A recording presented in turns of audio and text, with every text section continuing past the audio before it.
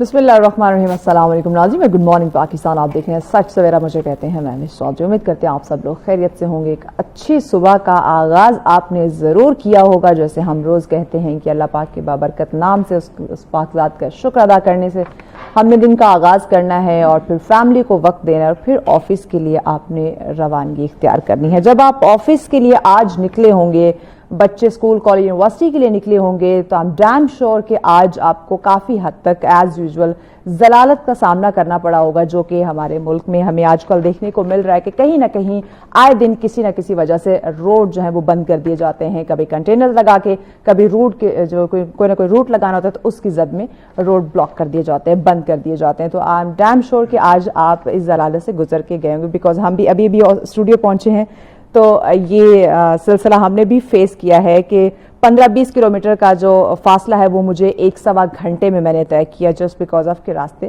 بند تھے. تو آپ لوگ، ہم کوشش کرتے ہیں کہ وقت سے پہلے نکلیں، تو آپ لوگ بھی کوشش کیا کریں کہ وقت سے پہلے نکلیں.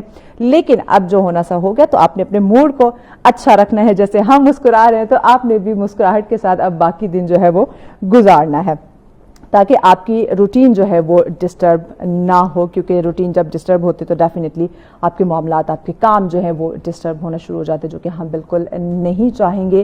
کیونکہ آپ زندگی کو خوبصورت رکھنا چاہتے ہیں، تو جو گزر گیا اس کو آپ بھولیں اور نیکسٹ آگے کی آپ نے سوچنی ہے، تو زندگی آسان ہو جاتی ہے، زندگی خوبصورت ہو جاتی. اسی خوبصورتی کے ساتھ، اسی پیغام، اسی بات کے ساتھ اب ہم آگے بڑھتے ہیں، کیونکہ آج ایک بہت زبردست سٹوری میں نے آپ لوگوں کے ساتھ شیئر کرنی ہے. اور یہ سٹوری ہے پرندوں کی ہجرت کی. آپ سوچ رہے کہ پرندے بھی ہجرت کرتے ہیں، اور یہ ایک کیسا سفر ہو سکتا ہے.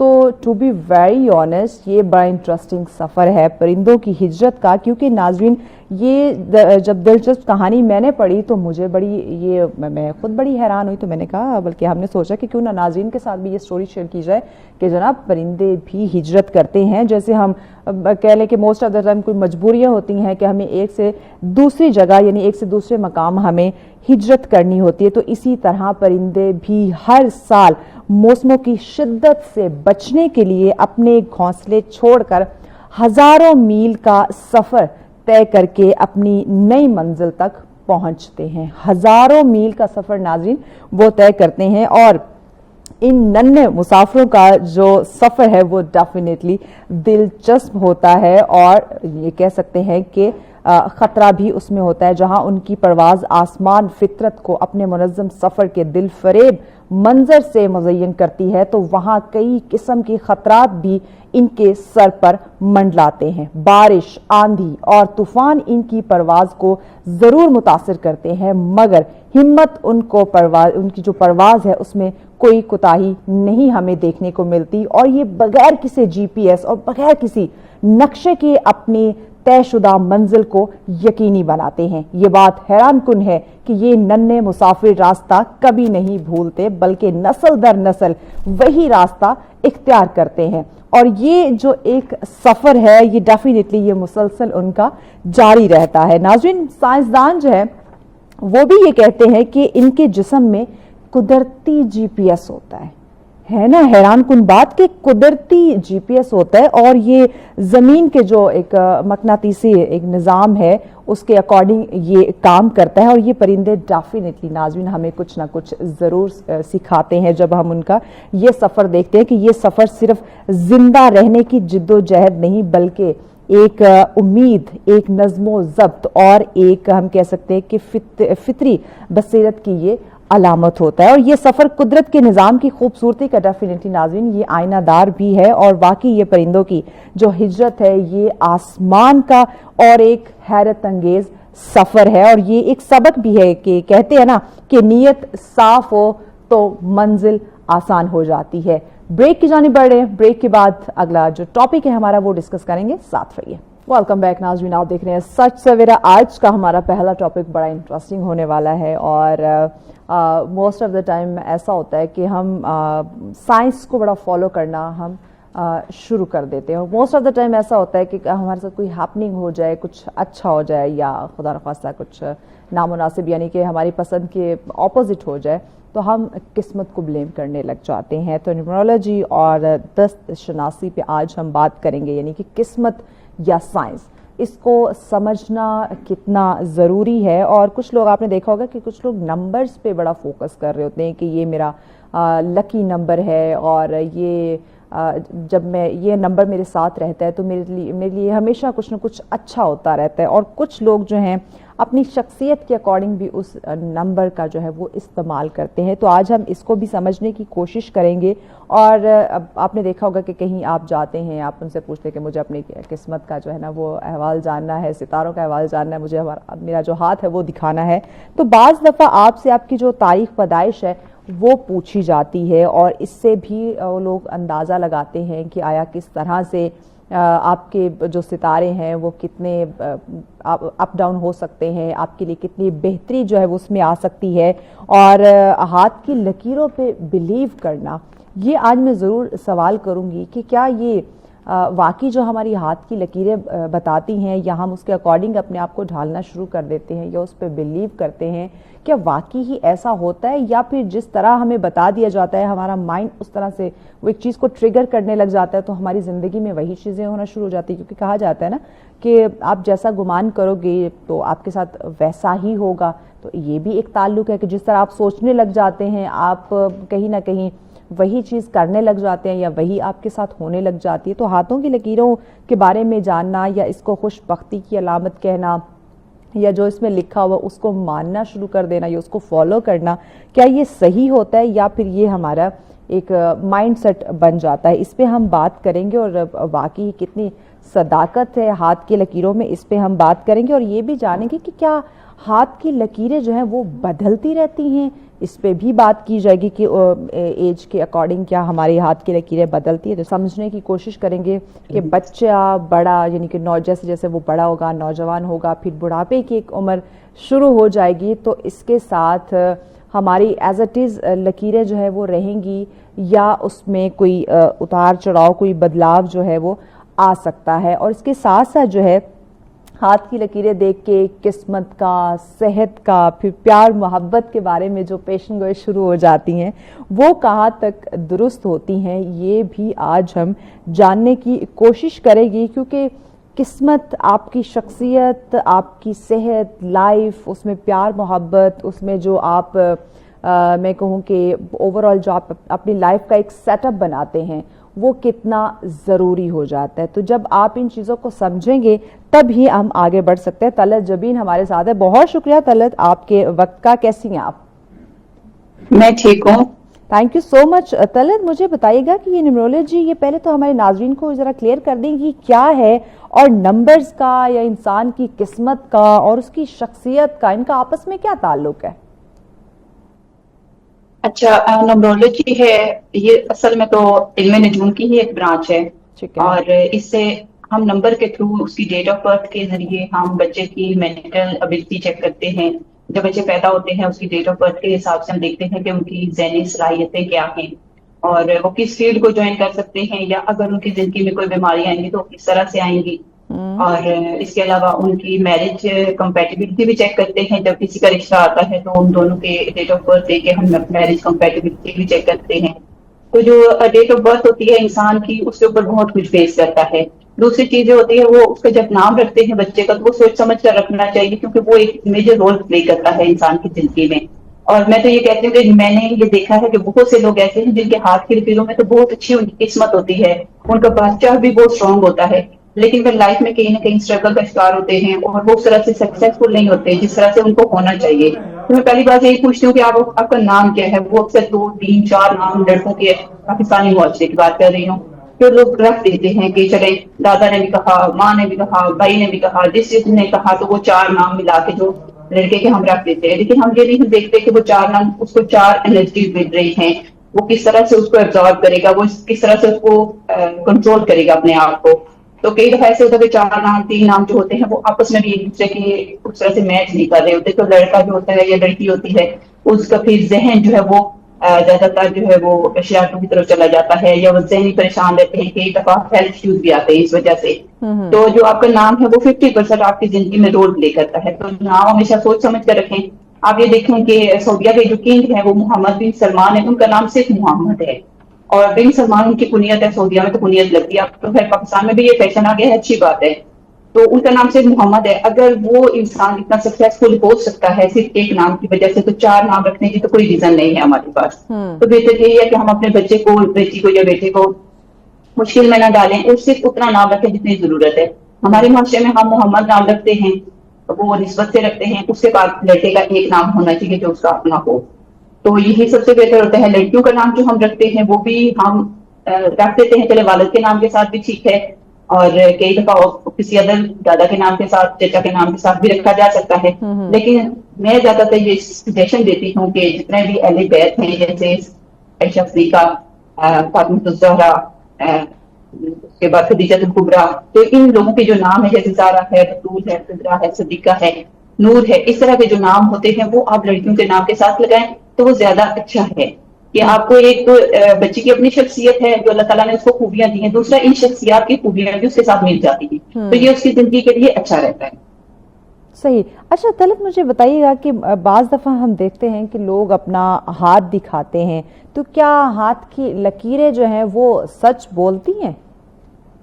ہاں بالکل، ہاتھ کی لکیروں میں آپ کو بہت سے ان کے ماضی کے واقعات مل جائیں گے، مستقبل میں کیا ہونے والا ہے یہ پیشن گوئی بھی اس سے ہو سکتی ہے، لکیریں بالکل سچ ہوتی ہیں، اور آپ ہاتھ دیکھ کر بتا سکتے ہیں، لیکن میں پریفر کرتی ہوں ہاتھ دیکھنے کی نسبت نمرولوجی کو، اس وجہ سے کہ ہاتھ کی لکیر فرض کریں ہم نے دیکھی، فرض کریں میں نے ایک لڑکے کا ہاتھ دیکھا اور میں نے اس میں یہ جج کیا کہ وہ ڈیفینس فورسز میں جائے گا، چلے تھوڑا زیادہ علم ہے میرے پاس، میں یہ بھی دیکھ لوں گی وہ آرمی میں جائے گا، لیکن اب آرمی میں میڈیکل کور ہے، آرمی میں انجینئرنگ ہے، اس میں وہ ہے سگنل ہے، اس کے علاوہ انفینٹری بھی ہے، اب ہمیں کیسے، اور سب کے لیے الگ الگ اسٹڈی بھی ہے، کمپیوٹر سائنس بھی ہے، میڈیکل میں جانا ہے تو آپ نے بایو پڑھنی، انجینئرنگ میں جانا تو آپ نے انجینئرنگ پڑھنی، اب کیسے پتا چلے گا کہ ہم لڑکے کو کون سا سبجیکٹ چوز کروائیں تاکہ آگے وہ آرمی میں جانا چاہتا ہے تو اس کے لیے آسانی ہو جائے۔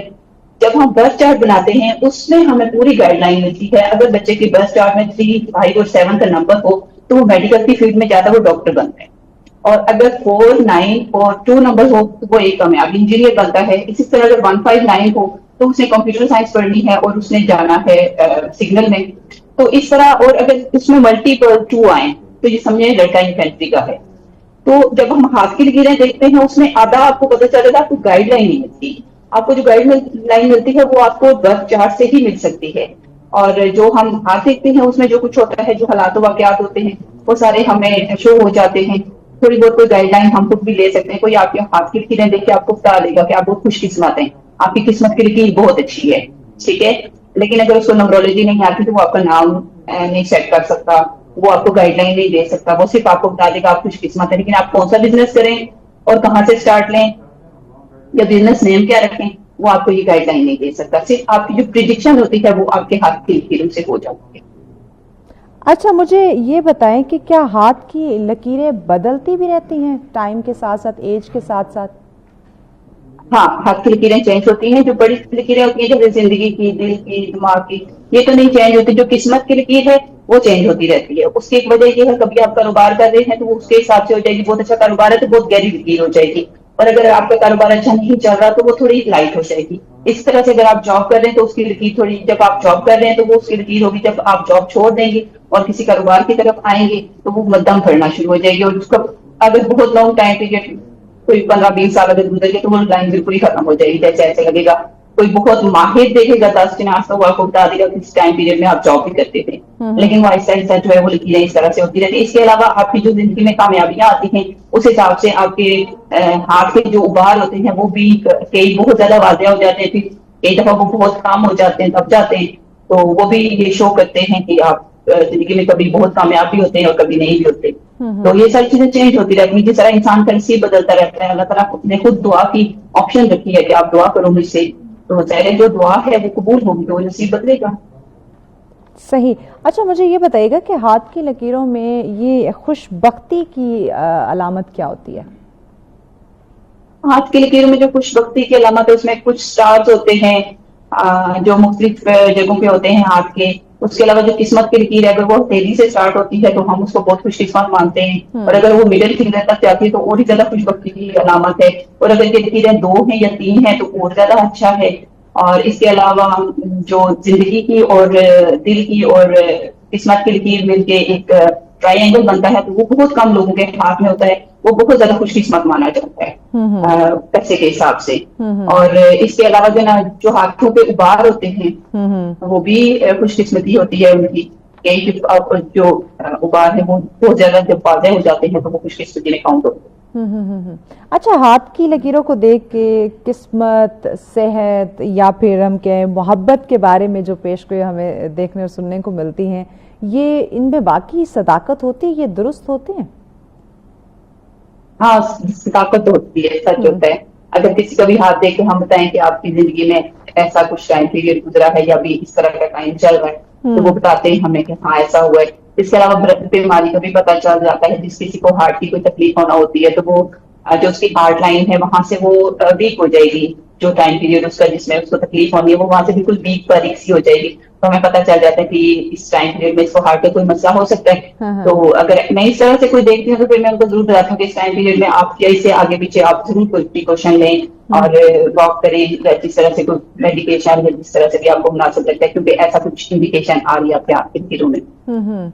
اچھا، اس کے علاوہ مجھے یہ بتائیے گا کہ کیا خواتین کے ہاتھوں کی لکیریں جو ہیں اور مرد کے مقابلے میں، یعنی کہ یہ مختلف، ہم کہہ سکتے ہیں کہ مختلف ہوتی ہیں؟ نہیں، لکیریں تو ایک جیسی ہوتی ہیں. اچھا، یعنی کہ خواتین کی بات کریں یا مردوں کے ہاتھ کے لکیروں کی بات کریں، سیم ہوتی ہیں؟ ہاں، لکیریں ایک جیسی ہوتی ہیں، کیونکہ بہت ساری کامیاب عورتیں بھی موجود ہیں جو بزنس کرتی ہیں، بہت سے مرد بھی موجود ہیں جو نوکریاں کرتے ہیں. تو ہاتھ کی لکیریں تو ایک ہی جیسی ہوتی ہیں. وہی زندگی ہے ان کی بھی دل کی لکیر ہے، دماغ کی لکیر ہے، قسمت کی ہے. ہاتھ کی لکیریں ایک جیسی ہوتی ہے، لیکن وہ جینڈر اس پہ بھی کر سکتے ہیں نا کہ خاتون ہے، ایک مرد ہے، تو لائف سٹائل ڈفرینٹ، پھر ان کے جو ایفرٹس یا ان کی جو اسٹرگل وہ ڈفرینٹ ہو سکتی ہے. لائف میں جو ہیپننگز ہے، خواتین کے جو پروٹوکولز ہے وہ ڈفرینٹ ہے، مردوں کے جو ہیں وہ ڈفرینٹ ہیں. تو اس کے اکارڈنگ یعنی کہ کوئی لکیروں میں کوئی ڈفرینس نہیں ہوتا؟ نہیں، اس طرح سے تو کوئی نہیں ہوتا، اس لیے کہ دونوں ہی انسان ہیں، ایک جیسی زندگی جیتے ہیں. اگر عورت کو محبت ہوتی ہے تو مرد کو بھی ہوتی ہے. اگر عورت بیمار ہوتی ہے تو مرد بھی ہوتا ہے. تو وہ تو ایک ہی جیسی چیزیں چل رہی ہیں نا. تو اس طرح نہیں ہے. اس طرح تو ہر مرد کی ہاتھ کی لکیر بھی دوسرے مرد سے مختلف ہوتی ہے. اوکے. اچھا، یہ جو ہاتھوں میں کوئی ایک ایسی لائن یا نمبر جسے ہم کامیابی کی علامت سمجھا جاتا ہو، کوئی ایسی لائن یا نمبر، وہ کیا ہو سکتے ہیں؟ اگر آپ کے ہاتھوں کی لکیریں بہت زیادہ گہری ہیں اور واضح ہیں اور بہت زیادہ نہیں ہیں، مطلب چند لکیریں ہیں، تو یہ اچھا ہاتھ مانا جاتا ہے. اور جس کی بہت زیادہ لکیریں ہوتی ہیں اور بہت زیادہ الجھی ہوئی اور بہت لیفٹ رائٹ کو لائنیں اور ایک دوسرے کو کراس کر رہی ہوتی ہیں، وہ اچھا نہیں مانا جاتا. ٹھیک ہو گیا. ناظرین، بریک کی جانب بڑھیں. بریک کے بعد مزید ہم اس پہ ڈسکشن کرتے ہیں کہ اگر موسٹلی جب نمبرز کی طرف ہم جاتے ہیں، کچھ لوگوں کے لیے کوئی نمبر لکی ہوتا ہے، کچھ لوگوں کا جو لائف پاتھ ہے وہ نیگیٹو نکل آتا ہے، تو اس کا لائے عمل کیا ہو سکتا ہے، اس پہ ہم بات کرتے ہیں. بٹ آفٹر دا بریک ساتھ ویلکم بیک. ناظرین، آپ دیکھ رہے ہیں سچ سویرا. آج کا پہلا ٹاپک جو ہے وہ ذرا ہم قسمت اور سائنس پہ بات کر رہے ہیں، اور اس کو سمجھنا بڑا ضروری ہے. کچھ لوگ قسمت کو بلیم کرتے ہیں، کچھ لوگ ہاتھوں کی لکیروں کو دیکھ کے جو ہے وہ اپنی ڈائریکشن بناتے ہیں، کچھ لوگ نمبرز کے اکارڈنگ جو ہے وہ اپنے لائف سٹائل کو لے کر چلتے ہیں. اسی پہ ہم بات کریں. طلعت ہمارے ساتھ ہے. طلعت، مجھے بتائیے گا کہ بطور ایکسپرٹ میں آپ سے جاننا چاہوں گی کہ اکثر لوگ کہتے ہیں کہ قسمت انسان کے ہاتھ میں ہے، اس بارے میں آپ کیا کہتے ہیں؟ وہ جو لوگ کہتے ہیں کہ قسمت انسان کے ہاتھ میں ہے، وہ معاورتاً کہتے ہیں کہ مطلب آپ ہاتھ سے جتنی زیادہ محنت کریں گے، جتنی زیادہ کوشش کریں گے، اللہ تعالیٰ آپ کو اتنا کامیابی عطا کرے گا. اس کا یہ مطلب نہیں ہے کہ آپ کے ہاتھ کی لکیریں ہیں تو آپ کی قسمت ہے، اگر ہاتھ کی لکیریں نہیں ہے تو قسمت نہیں ہے. تو وہ لوگ جن کے ہاتھ نہیں ہوتے وہ بھی تو زندہ ہیں اور ان کی بھی قسمت چل رہی ہے. تو یہ معاورتاً بات بولی جاتی ہے کہ آپ کے ہاتھ میں آپ کا نصیب ہے، آپ جتنی چاہے محنت کریں، ہاتھ سے ظاہر محنت آپ ہاتھ سے بھی کرتے ہیں، تو اس لیے یہ کہا جاتا ہے. ورنہ تو جن کے ہاتھ نہیں ہے قسمت تو ان کی بھی چل رہی ہے. ٹھیک ہو گئے. یعنی کہ محاورتاً لوگ کہتے ہیں، بٹ جن کے ہاتھ نہیں ہوتے قسمت ان کی بھی چل رہی ہوتی ہے. اچھا، مجھے یہ بتائیے گا کہ کیا ہر مذہب یا ثقافت میں نمبرز کی جو اہمیت ہے وہ ایک جیسی ہمیں دیکھنے کو ملتی ہے؟ بالکل. ہر مذہب میں آپ کو بتاؤں کہ جو نمرولوجی ہے، اگر آپ جتنے بھی ان کے اسرائیل کے جتنے بھی برانڈ ہیں، اگر آپ ان کی کیلکولیشن کریں تو ہمیں پتہ چلتا ہے کہ جس بزنس کے ساتھ جو نمبر سوٹ کرتا ہے ان کا بزنس نیم اسی نمبر پہ آتا ہے. جو برانڈ ہیں ان کا بالکل اس طرح سے, کیونکہ میں نے کافی سارے ان کی جب میں نے ریسرچ کی تو مجھے پتا چلا کہ یہ لوگ تو اپنا بزنس اسٹارٹ کرنے سے پہلے ہی اس کا نام ایسا رکھتے ہیں جو کہ اس بزنس کے ساتھ اٹیچ ہوتا ہے, ایسوسیٹ ہوتا ہے. تو اس سے ظاہر ان کے برانڈ آپ دیکھیں پوری دنیا میں, اسرائیل کتنا سا ملک ہے لیکن اس کی پوری دنیا میں برانڈ چلتے ہیں. کام سارا وہ چائنا سے کرواتا ہے, چائنا چاہے تو خود بھی تو ایکسپورٹ کر سکتے ہیں نا ان ساری چیزوں کو, لیکن نام پیچھے تو سب وہ چل رہا ہوتا ہے. آپ ایڈیڈاس دیکھیں, لیوائس دیکھیں, نائکی دیکھیں, آپ تو یہ سارے جتنے بھی برانڈ ہیں یہ انہوں نے سوچ سمجھ کے نام رکھے ہوتے ہیں. اور ان کے نمبر جب چیک کیے جاتے ہیں نمبرولوجی کے تھرو تو اسی نمبر پہ آ جاتے ہیں جس پہ ان کو سکسیس ملے. تو یہ لوگ تو کب سے نمبرولوجی کو فالو کر رہے ہیں, کرسچن بھی کرتے ہیں, انڈینس بھی کرتے ہیں. پاکستان میں تھوڑا سا یہ کانسیپٹ ہے کہ ہم کہتے ہیں ہم ہر چیز کو دین کی طرف لے جاتے ہیں اور کہتے ہیں کہ شاید دین میں یہ بات ٹھیک نہیں ہے, یا ہم کسی مطلب ہمیں شرک کا بھی تو خطرہ ہوتا ہے, ہمیں ڈر ہوتا ہے کہ ہم کہیں شرک کی طرف نہ چلے جائیں, تو ہم ڈرتے ہیں اللہ تعالیٰ سے. یہ چلے اچھی بات ہے, ایک پوائنٹ آف ویو سے یہ بہت اچھی بات ہے کہ ہم شرک سے ڈرتے ہیں. ظاہر ہے ہم تو مسلمان ہیں, ہم نے اس حساب سے دیکھنا ہوتا ہے. لیکن میں کہتی ہوں کہ اگر آپ نے گائیڈ لائن رہنی ہے, فرض کریں ہم کوئی کاروبار کرنے لگے, کوئی کام کرنے لگے, کوئی جاب ہے, مجھے کوئی جاب کی آفر آتی ہے, تو ظاہر میں اپنے والد سے پوچھوں گی, میں اپنے چچا سے پوچھوں گی, تایا ماموں کسی سے بھی مشورہ لوں گی. اگر ہم ان لوگوں سے مشورہ لے سکتے ہیں تو ہم کسی نمبرولوجی ایکسپرٹ کے پاس جا کر ہم اپنا بزنس نیم اس سے سیٹ کروا سکتے ہیں. یہ بھی تو ایک مشورہ لینا ہی ہے, اس میں کوئی برائی نہیں ہے, کوئی آپ خدا نہ خاصا کوئی اس طرح کا شرک نہیں ہے کہ آپ کہیں کہ میں مشورہ لے رہا ہوں. اپنا نام ویسے بھی رکھنا ہے, کسی سے بھی پوچھ کے رکھنا ہے, آپ نے اسپیلنگ پوچھ رہی اسے رکھنے ہیں. تو اگر آپ کسی سے ایکسپرٹ سے مشورہ دے رہیں گے تو بجائے سے کہ آپ 4 5 سال 6 سال اسٹرگل کرنے کے بعد آپ کو پتہ چلے نام ہی ٹھیک نہیں تھا بزنس کا, نام آپ کا کسی اور وائبریشن پہ آ رہا ہے, بزنس آپ کا کچھ اور ہے, تو مشورہ لے لینے میں کوئی حرج نہیں ہوتا. تو جو 10 شناسی ہے اس کے بارے میں تو خیر میں خود بھی تھوڑا سا رہتی ہوں کہ میں نہ ہی ہاتھ دیکھا کروں. تو بہت بڑی جب مشکل آتی ہے نا کہ مجھے کسی مسئلے کا حل نمبرولوجی سے نہ مل رہا ہو, تو پھر میں ہاتھ دیکھ لیتی ہوں کہ چلیں ٹھیک ہے کسی کو مشورہ دینا ہے تو بہت بڑی کسی مشکل میں ہے. ورنہ تو نمبرولوجی جب کرتے ہیں اس کا چارٹ بنتا ہے, اس کے نیم کے اسپیلنگ ہر چیز تو سب کچھ کلیئر کر دیتا ہے. وہ آپ کے ایون کے جو آپ کا بزنس نیم ہے وہ بھی آپ کی سچویشن اس سے مل جاتی ہے, کس نمبر پہ سیٹ کرنا ہے وہ سچویشن بھی آپ کو ساری اس سے مطلب ایک آپ کو پوری گائیڈ لائن ملتی ہے آپ کو اس سے. زبردست تو اس میں کوئی حرج نہیں ہے. ٹھیک ہو گیا. اچھا مجھے یہ بتائیے گا کہ اگر کسی کا لائف پاتھ نمبر جو ہے وہ نیگیٹو نکل گیا تو کیا وہ اپنی انرجی کو پھر تبدیل کر سکتا ہے, بدل سکتا ہے؟ ہاں, جو آپ کا نیم ہوتا ہے وہ بہت بڑا گیم چینجر ہوتا ہے اور آپ کی زندگی میں بڑا اس کا رول ہوتا ہے. تو جب بھی کسی کا ایسے ہو کہ جیسے جس کے برتھ نمبر اور جو لائف پاتھ نمبر ہے اس کا اگر ڈفرینٹ آ جاتے ہیں, دوسرے کے اینٹی آ جاتے ہیں, تو نام کے جو اسپیلنگ ہے ان کو سیٹ کر کے اور ان کو ایک ایسے نمبر پہ سیٹ کیا جاتا ہے کہ جس کی وجہ سے وہ دونوں جو نمبر ہیں آپس میں وہ کلیش نہ کریں اور انسان جو ہے وہ اپنی وہ کامیابیاں حاصل کر لے جو وہ ڈیزرو کرتا ہے یا جس کے لیے وہ محنت کرتا ہے. تو جو آپ کا نام ہے اس کو سیٹ کروا لیں اور اس کو رکھتے ہوئے اگر بچہ پیدا ہوتا ہے تو میں کہتی ہوں جب بچہ پیدا ہو تبھی کسی سے آپ پوچھ کے مشورہ کر کے ہی نام رکھیں, بجائے سے کہ آپ 2 4 نام اکٹھے کر کے انسان کے رکھ دیں اور آپ کو سمجھ کچھ بھی نہ آ رہا ہو اور اس کا کوئی افیکٹ بھی جو ہے وہ بچے پہ ٹھیک طرح سے نہ ہو. تو بہتر مشورہ کر کے آپ نام رکھیں. اچھا نام, ایک تو نام ہم جو رکھتے ہیں بچے کا یا بچی کا جو ڈاکومنٹلی بھی ہم اس کو کنٹینیو کرتے ہیں, لیکن ایک ہم نے لاڈ پیار سے بھی کوئی نام رکھے ہوئے ہوتے ہیں, تو اس کا بھی افیکٹ ہوتا ہے ہمارے اوپر, ہماری قسمت پہ؟ بالکل ہوتا ہے, جو نام آپ اس کا پکارتے ہیں اس کا بھی افیکٹ ہوتا ہے.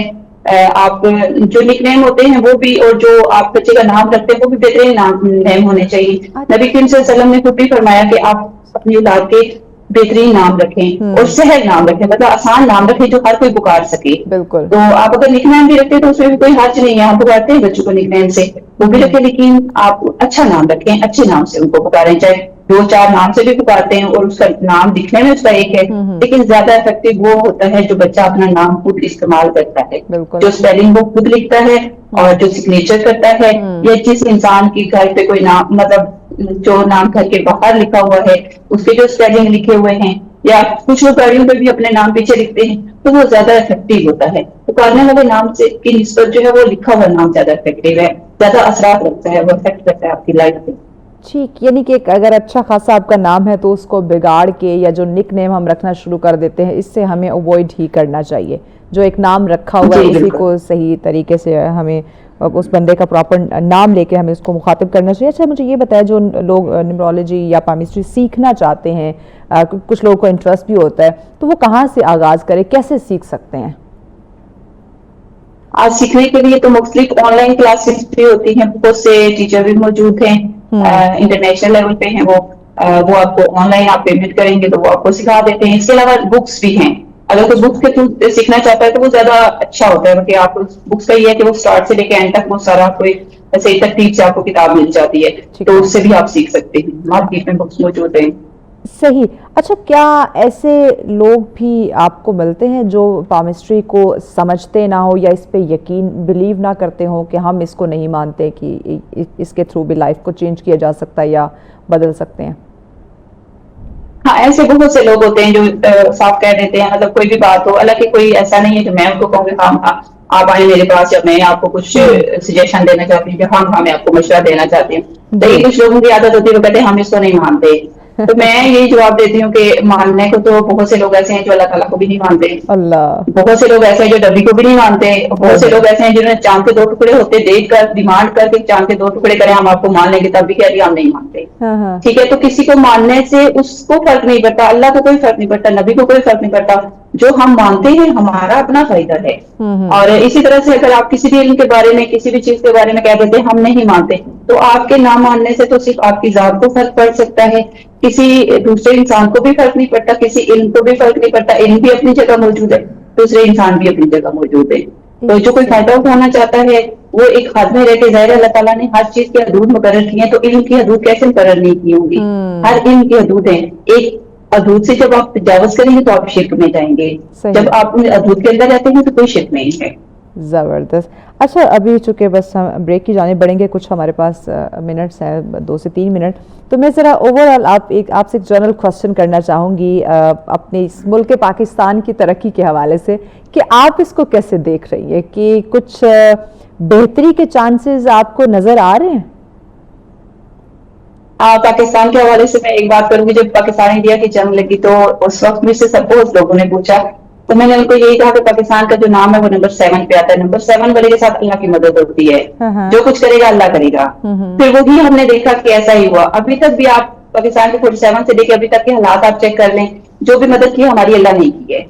तो जो अल्लाह ताला पे हमारा यकीन है, इंशाल्लाह ता क़यामत हमारा मुल्क कायम रहेगा। और जो लोग कहते हैं कि 28 तक, बहुत से न्यूमरोलॉजी के जो एक्सपर्ट है मैंने उनको सुना है, इंडियन नहीं शायद, तो उन्होंने कहा कि 2028 तक पाकिस्तान खत्म, डिमोलिश, ये वो, ऐसा कुछ भी नहीं है। पाकिस्तान इतनी जल्दी खत्म होने वाला नहीं है, पाकिस्तान का भी टाइम पीरियड शुरू हुआ है।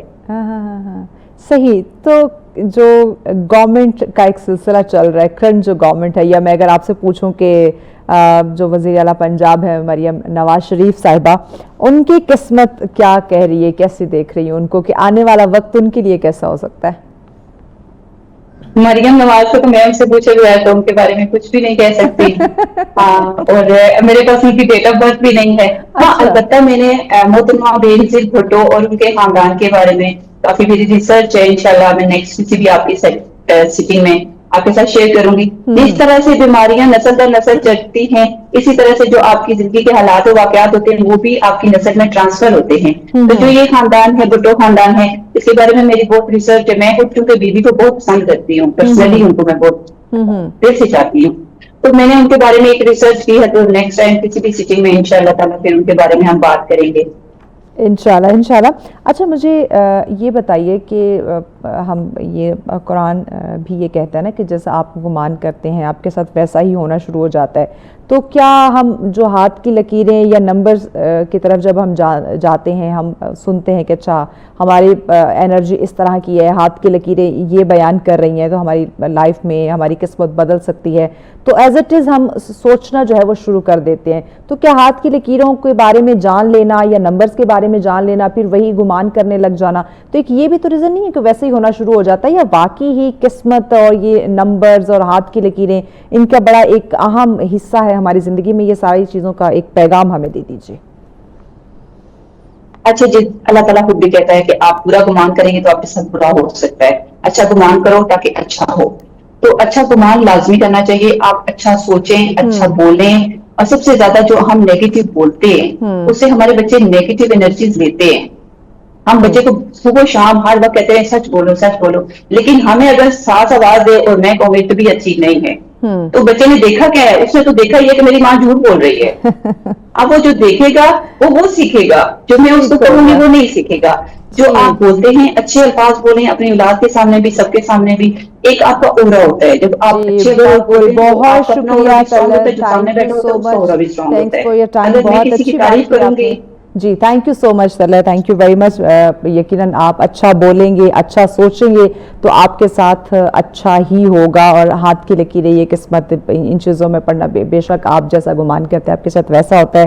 آپ اچھے کی امید رکھیں تو ڈیفینیٹلی آپ کے ساتھ اچھا ہی ہوگا. بریک کی جانب بڑھیں ناظرین, بریک کے بعد اگلا ٹاپک ہمارا بہت ہی امپورٹنٹ ہے, ساتھ رہے گا, ملتے ہیں بریک کے بعد. ویلکم بیک ناظرین, آپ دیکھ رہے ہیں سچ سویرا. آج کا اگلا ٹاپک جس پہ ہم بات کرنے جا رہے ہیں, سوشل میڈیا لائیوز. جی ہاں, سوشل میڈیا لائیوز آپ نے بالکل صحیح سنا. آپ نے دیکھا ہوگا کہ مختلف پلیٹ فارم ہے سوشل میڈیا کے جس پہ لوگ لائیو بیٹھ رہے ہوتے ہیں, ایک دوسرے کے ساتھ ان کے میچز چل رہے ہوتے ہیں, ڈسکشن چل رہی ہوتی ہے, اور اس میں 99.9% ابھی تک جو میں نے دیکھا ہے وہ کوئی بھی اتھینٹک بات, کوئی بھی کام کی بات, کوئی بھی پروڈکٹیو چیز مجھے وہاں پہ نظر نہیں آئے سوائے گمراہی کے. تو آج ہم اسی پہ بات کریں گے کہ اگر آپ نے اپنی رائے کا اظہار کرنا ہے, آپ اپنا نالج شیئر کر رہے ہیں تو دیٹس ریلی گریٹ, لیکن جو میں نے کہا کہ 99.9% مجھے صرف اور صرف گمراہی نظر آئی ہے, تو اس کا ذمہ دار کون ہے, اور یہ سوشل میڈیا لائیو کی جو اس وقت مقبولیت ہے وہ کیوں پیک پکڑ رہی ہے, اور کیا یہ ہمارے اس دور کے لیے, ہمارے بچوں کے لیے, یا آنے والا جو وقت ہے اس کے لیے یہ کیا کچھ پرابلمز کریٹ کر سکتا ہے, کہ مشکلات میں اضافہ ہو سکتا ہے, کیونکہ اس وقت جو ہمارے نوجوانوں کا مائنڈ ہے, جو کانسیپٹ بن چکا ہے انسٹنٹ ارننگ, اس کے لیے وہ ہر حدیں جو ہے وہ انفارچونیٹلی پار کرنے کو, کراس کرنے کو تیار ہوتے ہیں. تو اسی پہ ہم بات کریں گے. اس پہ ڈسکشن کے لیے مہمان ہمارے ساتھ موجود ہیں. جی, اختر صدیقی صاحب ہمارے ساتھ ہیں. السلام علیکم اختر صاحب. وعلیکم السلام. بہت شکریہ آپ کے وقت کا اختر صاحب, بڑا امپورٹنٹ ٹاپک ہے, سینسٹیو بھی ہے, وقت کی ضرورت بھی ہے. تو بتائیے گا کہ یہ جو جدید دور میں ہم سوشل میڈیا کی مقبولیت دیکھ رہے ہیں, نو ڈاؤٹ یہ وقت کی ضرورت ہے, جدت ہے, انوویشن ہے, ہمیں اس کو ساتھ لے کے چلنا ہے, بٹ اس میں جو آپشن آ گیا ہے لائیو کا, اس لائیو کے اندر آپ کیا دیکھ رہے ہیں, جو آپ کے اظہار رائے ہے یا پھر گمراہی, کیا نظر آ رہا ہے آپ کو؟ پہلے تو بہت شکریہ, ایک بار پھر آپ نے یاد کیا. بات یہ ہے کہ سوشل میڈیا بذات خود جو پلیٹ فارم ہے وہ اچھا بھی ہے اور برا بھی ہے, اس کو آپ دونوں اس اینگل سے دیکھ سکتے ہیں. سوشل میڈیا سے آپ دیکھیں, ایک وقت تھا جب ٹیچروں کے پاس بچے ٹیوشنز کے لیے جاتے تھے, اور سبجیکٹس پڑھنے کے لیے ان کے پاس کوئی خاص وہ نہیں ہوتا تھا. اب دیکھیں سوشل میڈیا کے ذریعے انہیں بہت سارے پروفیسرز بھی دستیاب ہیں, اچھے سے اچھے ان کو کنٹینٹ مل رہا ہے, ان کو نالج مل رہا ہے. دوسری طرف جو بات آپ کر رہی ہیں نیگیٹیوٹی کی, اس کی کچھ وجوہات ہیں. ہمارے ہاں دو تین چیزیں بڑی امپورٹنٹ ہیں. ایک تو بے روزگاری کی وجہ سے ہمارا زیادہ تر طبقہ جو ہے چونکہ فری ہوتا ہے, اور دوسرا آپ کو پتہ ہے کہ ایک 30 یا 40% لوگ جو اس اپنے پروفیشن سے ریٹائر ہوتے ہیں تو وہ بھی فری ہوتے ہیں. پھر آپ دیکھیں ہمارے پاس بڑا طبقہ کسانوں کا ہے, ہمارے پاس بڑا طبقہ جو ہے مختلف ایسے مزدوروں کا ہے, ٹھیک ہے. وہ ظاہری بات ہے کہ انہوں نے ٹائم کل کرنا ہے, انہیں نہیں پتا کہ ہم جو سننے جا رہے ہیں وہ صحیح ہے, غلط ہے, کیا ہے. اصل میں سلیکشن ہمیں دیکھنی ہے کہ ہمیں یہ دیکھنا ہے کہ ہمارے لیے کون سی چیز بہتر ہے اور کون سی چیز بہتر نہیں ہے. اس میں تو کوئی شک نہیں کہ جیسے آپ نے 99.99 اور اس کو بھی اگر ہم انہانس کریں تو شاید اس سے بھی زیادہ 100%, اور اگر ہم کہیں تو آج کل جو کنٹینٹ آ رہا ہے وہ اب تو ایک عذاب یہ ہے کہ اب آپ کوئی دینی بات بھی پوچھیں نا تو اگلا کہے گا میں نے فیس بک پہ یہ پڑھا تھا, میں نے وہ یوٹیوب پہ یہ سنا تھا. اصل پرابلم یہ ہے کہ چونکہ ہم نے خود دین کی ریسرچ کرنا چھوڑ دی, ہم نے خود پڑھنا چھوڑ دیا, بہت ساری چیزیں ایسی ہیں کہ جو سوشل میڈیا کے ذریعے ہمارے دماغوں میں ڈالی جا رہی ہیں اور گستاخیاں ہو رہی ہیں. آپ دیکھیں مسلسل ایسے ایسے معاملات پہ لوگ اب لکھ رہے ہیں, اور اوپر اتنا آپ دیکھیں تھم نیل پہ اتنا کچھ لکھا ہوتا ہے کہ بندہ پڑھ کے بندے کو تو دین اسلام سے بندہ خارج ہوتا ہو فیل ہوتا ہے, تو اندر جا کے کیا صورتحال ہوتی ہوگی. یہ بہت ساری چیزیں ایسی ہیں کہ ہمیں اسی وجہ سے ہم کہتے ہیں کہ پوری دنیا میں نا اب سوشل میڈیا کو بڑے دوسرے اینگل سے کنٹرول کیا جا رہا ہے. اور آپ دیکھیں 14 سال کی عمر تک, کہیں 16 سال تک, کہیں یہاں تک کہ 17 سال کی ایج تک کے بچوں کو وہاں پہ بین کر دیا گیا ہے سوشل میڈیا. یہ جو پابندی کی آپ نے بات کی ہے, اس پابندی پہ پاکستان میں بھی بات ہوئی تھی, بٹ ناٹ شیور کہ اس پہ کام ہوا ہے یا نہیں ہوا, کہ آپ 18 یعنی 16 سال 18 سال کا جو بچہ ہے وہ سوشل میڈیا سے دور رہے گا. اصل میں بہت ساری چیزیں آپ خود بھی کر سکتے ہیں. سوشل میڈیا میں ہر چیز موجود ہے. اگر آپ چاہیں تو ریسٹرکشن خود لگا سکتے ہیں, اور آپ اس میں اپنے بچے کو آپ دیکھیں محفوظ جو ہے آپ گوگل تک بھی اس کو رسائی دے سکتے ہیں. آپ ایک مخصوص حد تک اسے یوٹیوب پر بھی آپ رسائی دے سکتے ہیں, ایجوکیشنل سیکٹر تک رسائی دے سکتے ہیں. میں نے خود اپنے بچوں کو جو ہے جو ان کو میں نے گوگل کے جو میں نے وہ ایڈریس دیا ہوا ہے وہ میں نے خود اپنے حساب سے دیا ہوا ہے, اور جب بھی وہ کوئی چیز سرچ کرتے ہیں تو وہ براہ راست میرے پاس آتی ہے پہلے, اور وہ مجھ سے پوچھا جاتا ہے کہ کیا ہم اسے اجازت دیں کہ یہ دیکھ سکتے ہیں یا نہیں دیکھ سکتے. بہت ساری ایسی چیزیں ہیں جو ہم یہ کر سکتے ہیں. بدقسمتی یہ ہے کہ آج کسی کے پاس یہ کام کرنے کو کوئی ٹائم نہیں ہے. ہاں تنقید ان سے کرا لیں, فلاں چیز غلط ہو گئی, فلاں چیز غلط ہو گئی. بھئی پوچھا ہے آپ نے اپنے بچے سے بھئی صبح سے لے کر شام تک وہ کیا کرتا ہے, کیا اس کے آپ نے سٹیٹس چیک کیے کہ اس کا مزاج کدھر جا رہا تھا, کیا وہ ہارش جا رہا تھا, اداس جا رہا تھا, کس طرح کی اس کی سچویشن تھی. ہم دراصل نا بس آج کل وہ کسی نے کچھ کہہ دیا ہم اسی کے مطابق چل پڑے, اپنا نہ تو دماغ یوٹیلائز کرنے نہ کچھ. اس پہ بات کرتے ہیں کہ اپنے بھی کچھ صلاحیتوں کو جو ہے نا وہ یوز کرنا ہے, اپنی جو سوچ ہے اس کو آپ نے استعمال کرنا ہے. اللہ پاک نے جو ایک صلاحیت دی ہے کہ نیگیٹو اور پازیٹیو دونوں میں تمیز کا ہونا بڑا ضروری ہے. اور سوشل میڈیا کی ہم بات کرتے ہیں, لائیوز کی ہم بات کرتے ہیں, اس سے آپ فائدہ اٹھائیں, آپ اس سے پازیٹیوٹی جو ہے وہ کریٹ کریں, اسپریڈ کریں, بٹ ہم انسٹنٹ جو انکم ہے اس کو جنریٹ کرنے کے پیچھے ہم دوڑ پڑے ہیں, اور اس کے لیے ڈفرینٹ قسم کے میچز, ڈفرینٹ قسم کے ٹاسک, ڈفرینٹ قسم کے جو اس میں پنشمنٹس چل رہی ہوتی ہیں. It's very really unfortunate. اس پہ آگے چل کے مزید بات کرتے ہیں, but after the break stay with us. Welcome back ناظرین, آپ دیکھ رہے ہیں سچ سویرا. آج کا ہمارا دوسرا ٹاپک جس پہ ہم بات کر رہے ہیں سوشل میڈیا لائیوز, یا یہ اس کی جو ہم بات کرتے ہیں یہ اظہار ہے یا گمراہی ہے, اسی پہ بات کی جا رہی. اختر صاحب ہمارے ساتھ. اختر صاحب مجھے بتائیے گا کہ اس وقت جو آپ جن لوگوں کو دیکھ رہے ہیں جو سوشل میڈیا لائیوز کا استعمال کر رہے ہیں, ان کا مقصد کیا ہے, اپنا اظہار خیال یا شہرت حاصل کرنا؟ دیکھیں 3-4 چیزیں ہیں. آپ بھی پچھلے کچھ عرصے میں سن بھی رہے ہوں گے, پڑھ بھی رہے ہوں گے کہ انٹرنیشنل سطح پہ آپ کو پتہ ہے کہ اب جنگیں ہتھیاروں کی نسبت کم اور پروپیگنڈا پہ زیادہ ہیں, اور جو ملک اس چیز میں زیادہ ہے وہ کور کر رہا ہے ساری چیزوں کو. پھر اب انہیں پتہ ہے کہ اگر آپ نے کہیں بھی داخل ہونا ہے, کسی کی مدار میں جانا ہے, تو ان کے لوگوں کو آپ کو چینج کرنا ہے. آپ دیکھیں یہ جتنا بھی پروسیس ہے یہ سارا مختلف لوگ مختلف جگہوں سے یوٹیلائز ہو رہے ہیں, ٹھیک ہے, اور پھر ان کے مقاصد بھی ڈیفرنٹ قسم کے ہیں. کئی تو آپ دیکھیں نا جو مذہبی حساب سے, اور ان کا دین اسلام سے کوئی تعلق نہیں ہے, وہ صرف دین کو اس میں ایسی چیزیں اور ایسے خیالات پیدا کر رہے ہیں کہ نوجوانوں کے لیے مشکلات پیدا ہو جائیں. تو ایسے ہی کچھ اسکالرز بھی آ گئے جن کا خود ساختہ علم ہے, جو انہوں نے پڑھا نہیں, لکھے ہوئے کے پاس کسی کے پاس گئے نہیں, نہ مطلب یہ کہ ایک پراپر جیسے ہوتا ہے ایک اس طرح انہوں نے حاصل نہیں کیا, جسٹ وہ ذہین ہے, ایک سے ایک بات نکالنا جانتے ہیں. اصل میں سوشل میڈیا اس پروفیشن کا نام ہے کہ جو بات سے بات نکالنا جانتا ہو. اس میں نہ علم کی ضرورت ہے نہ کسی تفکر کی ضرورت ہے, ٹھیک ہے, آپ کچھ بھی ہو بس آپ کو بولنا آتا ہو, اور ایک لفظ آپ کو دیا گیا ہو اور اس پہ آپ گھنٹوں بول سکتے ہو, آپ بڑے عالم فاضل اور پتہ نہیں کیا کچھ ہے. پھر آپ کو 2-4 اور بنیادی چیزیں پتہ ہے کہ بھئی خواتین کس چیز کی طرف زیادہ مائل ہوتی ہیں, کیا چیز دیکھنا زیادہ پسند کرتی ہیں, ویک پوائنٹ پتہ ہو یا ان کی انٹرسٹ کا پتہ ہو, اسی انٹرسٹ کی طرف جاتے ہیں. پھر میں نے جیسے پہلے عرض کیا نا کہ چونکہ آدھی سے زیادہ قوم فارغ بیٹھی ہوتی ہے, ٹائم پاس ہونا نہیں ہوتا, تو سوائے سوشل میڈیا کے, اور وہ سب سے زیادہ مشکل اب یہ بن گئی ہے کہ اب جو نوجوان نسل ہے اس کو آگاہ کرنے والے لوگ ہمارے پاس کم ہوتے جا رہے ہیں. اس کی وجہ یہ ہے کہ ان کے پاس اپنے پاس ٹائم نہیں ہے, اب وہ خود کمانے میں لگ گئے ہیں.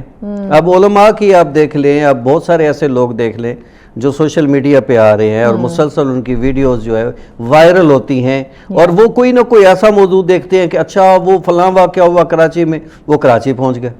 اچھا وہ اسلام آباد میں کوئی واقعہ ہوا تو وہاں بیٹھ کے ویڈیو بنا لی, جی میں وہاں پہنچا ہوا ہوں اور میں نے والدین سے ان کے بچوں سے بات کی ہے, تو وہ کچھ یوں کہتے ہیں. یعنی ہم دیکھ رہے ہیں کہ ہر طبقہ فکر کے جو لوگ ہیں وہ ہمیں سوشل میڈیا پہ مل رہے ہیں, بٹ جو اس کے جو میں اگر بات کروں کہ جو منفی رجحانات ہیں اس کی جو زد میں آئے ہیں وہ ہمارا نوجوان طبقہ جو ہے وہ زیادہ آیا ہے.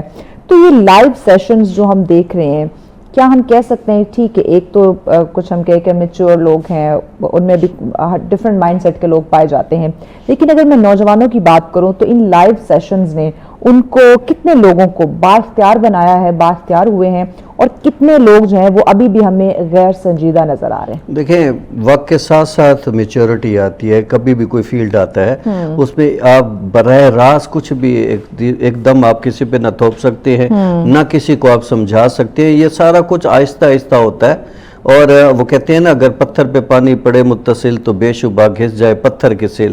یہ جب آہستہ آہستہ چیزیں چلتی چلتی, اور اگر یہ پازیٹیو ہیں تو یہ اپنا پازیٹیو راستہ بنا لیتی ہیں اور اس کا فائدہ لوگوں کو ہونے لگ جاتا ہے.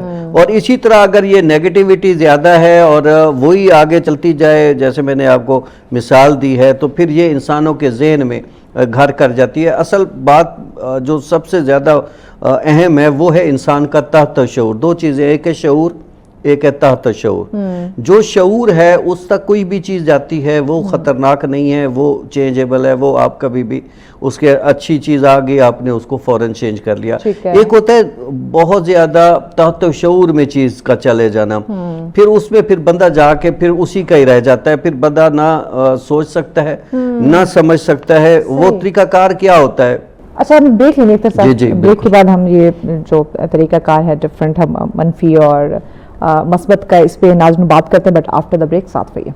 آپ دیکھ رہے ہیں سچ سویرا, آج کا ہمارا دوسرا ٹاپک جس پہ ہم بات کریں سوشل میڈیا لائیوز پہ بات کی جا رہی ہے. کتنا اس میں لوگ اپنے جو خیالات ان کا اظہار کرتے ہیں, اور کتنے لوگ ہیں جو گمراہی کی طرف جا رہی ہے, شہرت کے لیے صرف اور صرف جو ہے وہ سوشل میڈیا لائیوز کا استعمال کر رہے ہیں, جس میں کوئی ٹرمز کنڈیشن نہیں ہے, کوئی ان کے لمیٹیشنز نہیں ہے, کوئی باؤنڈریز انہوں نے سیٹ نہیں کی ہوئی. تو اسی پہ ہم بات کریں. اختر صاحب ہمارے ساتھ ہیں. اختر صاحب مجھے بتائیے گا کہ جو سوشل میڈیا کی وجہ سے ایک منفی جو رجحانات جس میں ہمیں اضافہ دیکھنے کو مل رہا ہے, اس کی روک تھام کے لیے کیا گورنمنٹ لیول پہ ہم بات کریں کوئی کام نہیں ہو رہا, یا انڈیویجولی ہم بات کریں, پیرنٹنگ لیول کی ہم بات کریں, پیرنٹس کی بات کریں, گھر کی ایک فیملی انوائرمنٹ کی بات کریں, تو کیا اس کی روک تھام پہ کوئی ایکشن نہیں لیا جا رہا؟ دیکھیں ایک تو والدین جو ہوتے ہیں نا بچوں کے لیے رول ماڈل ہوتے ہیں.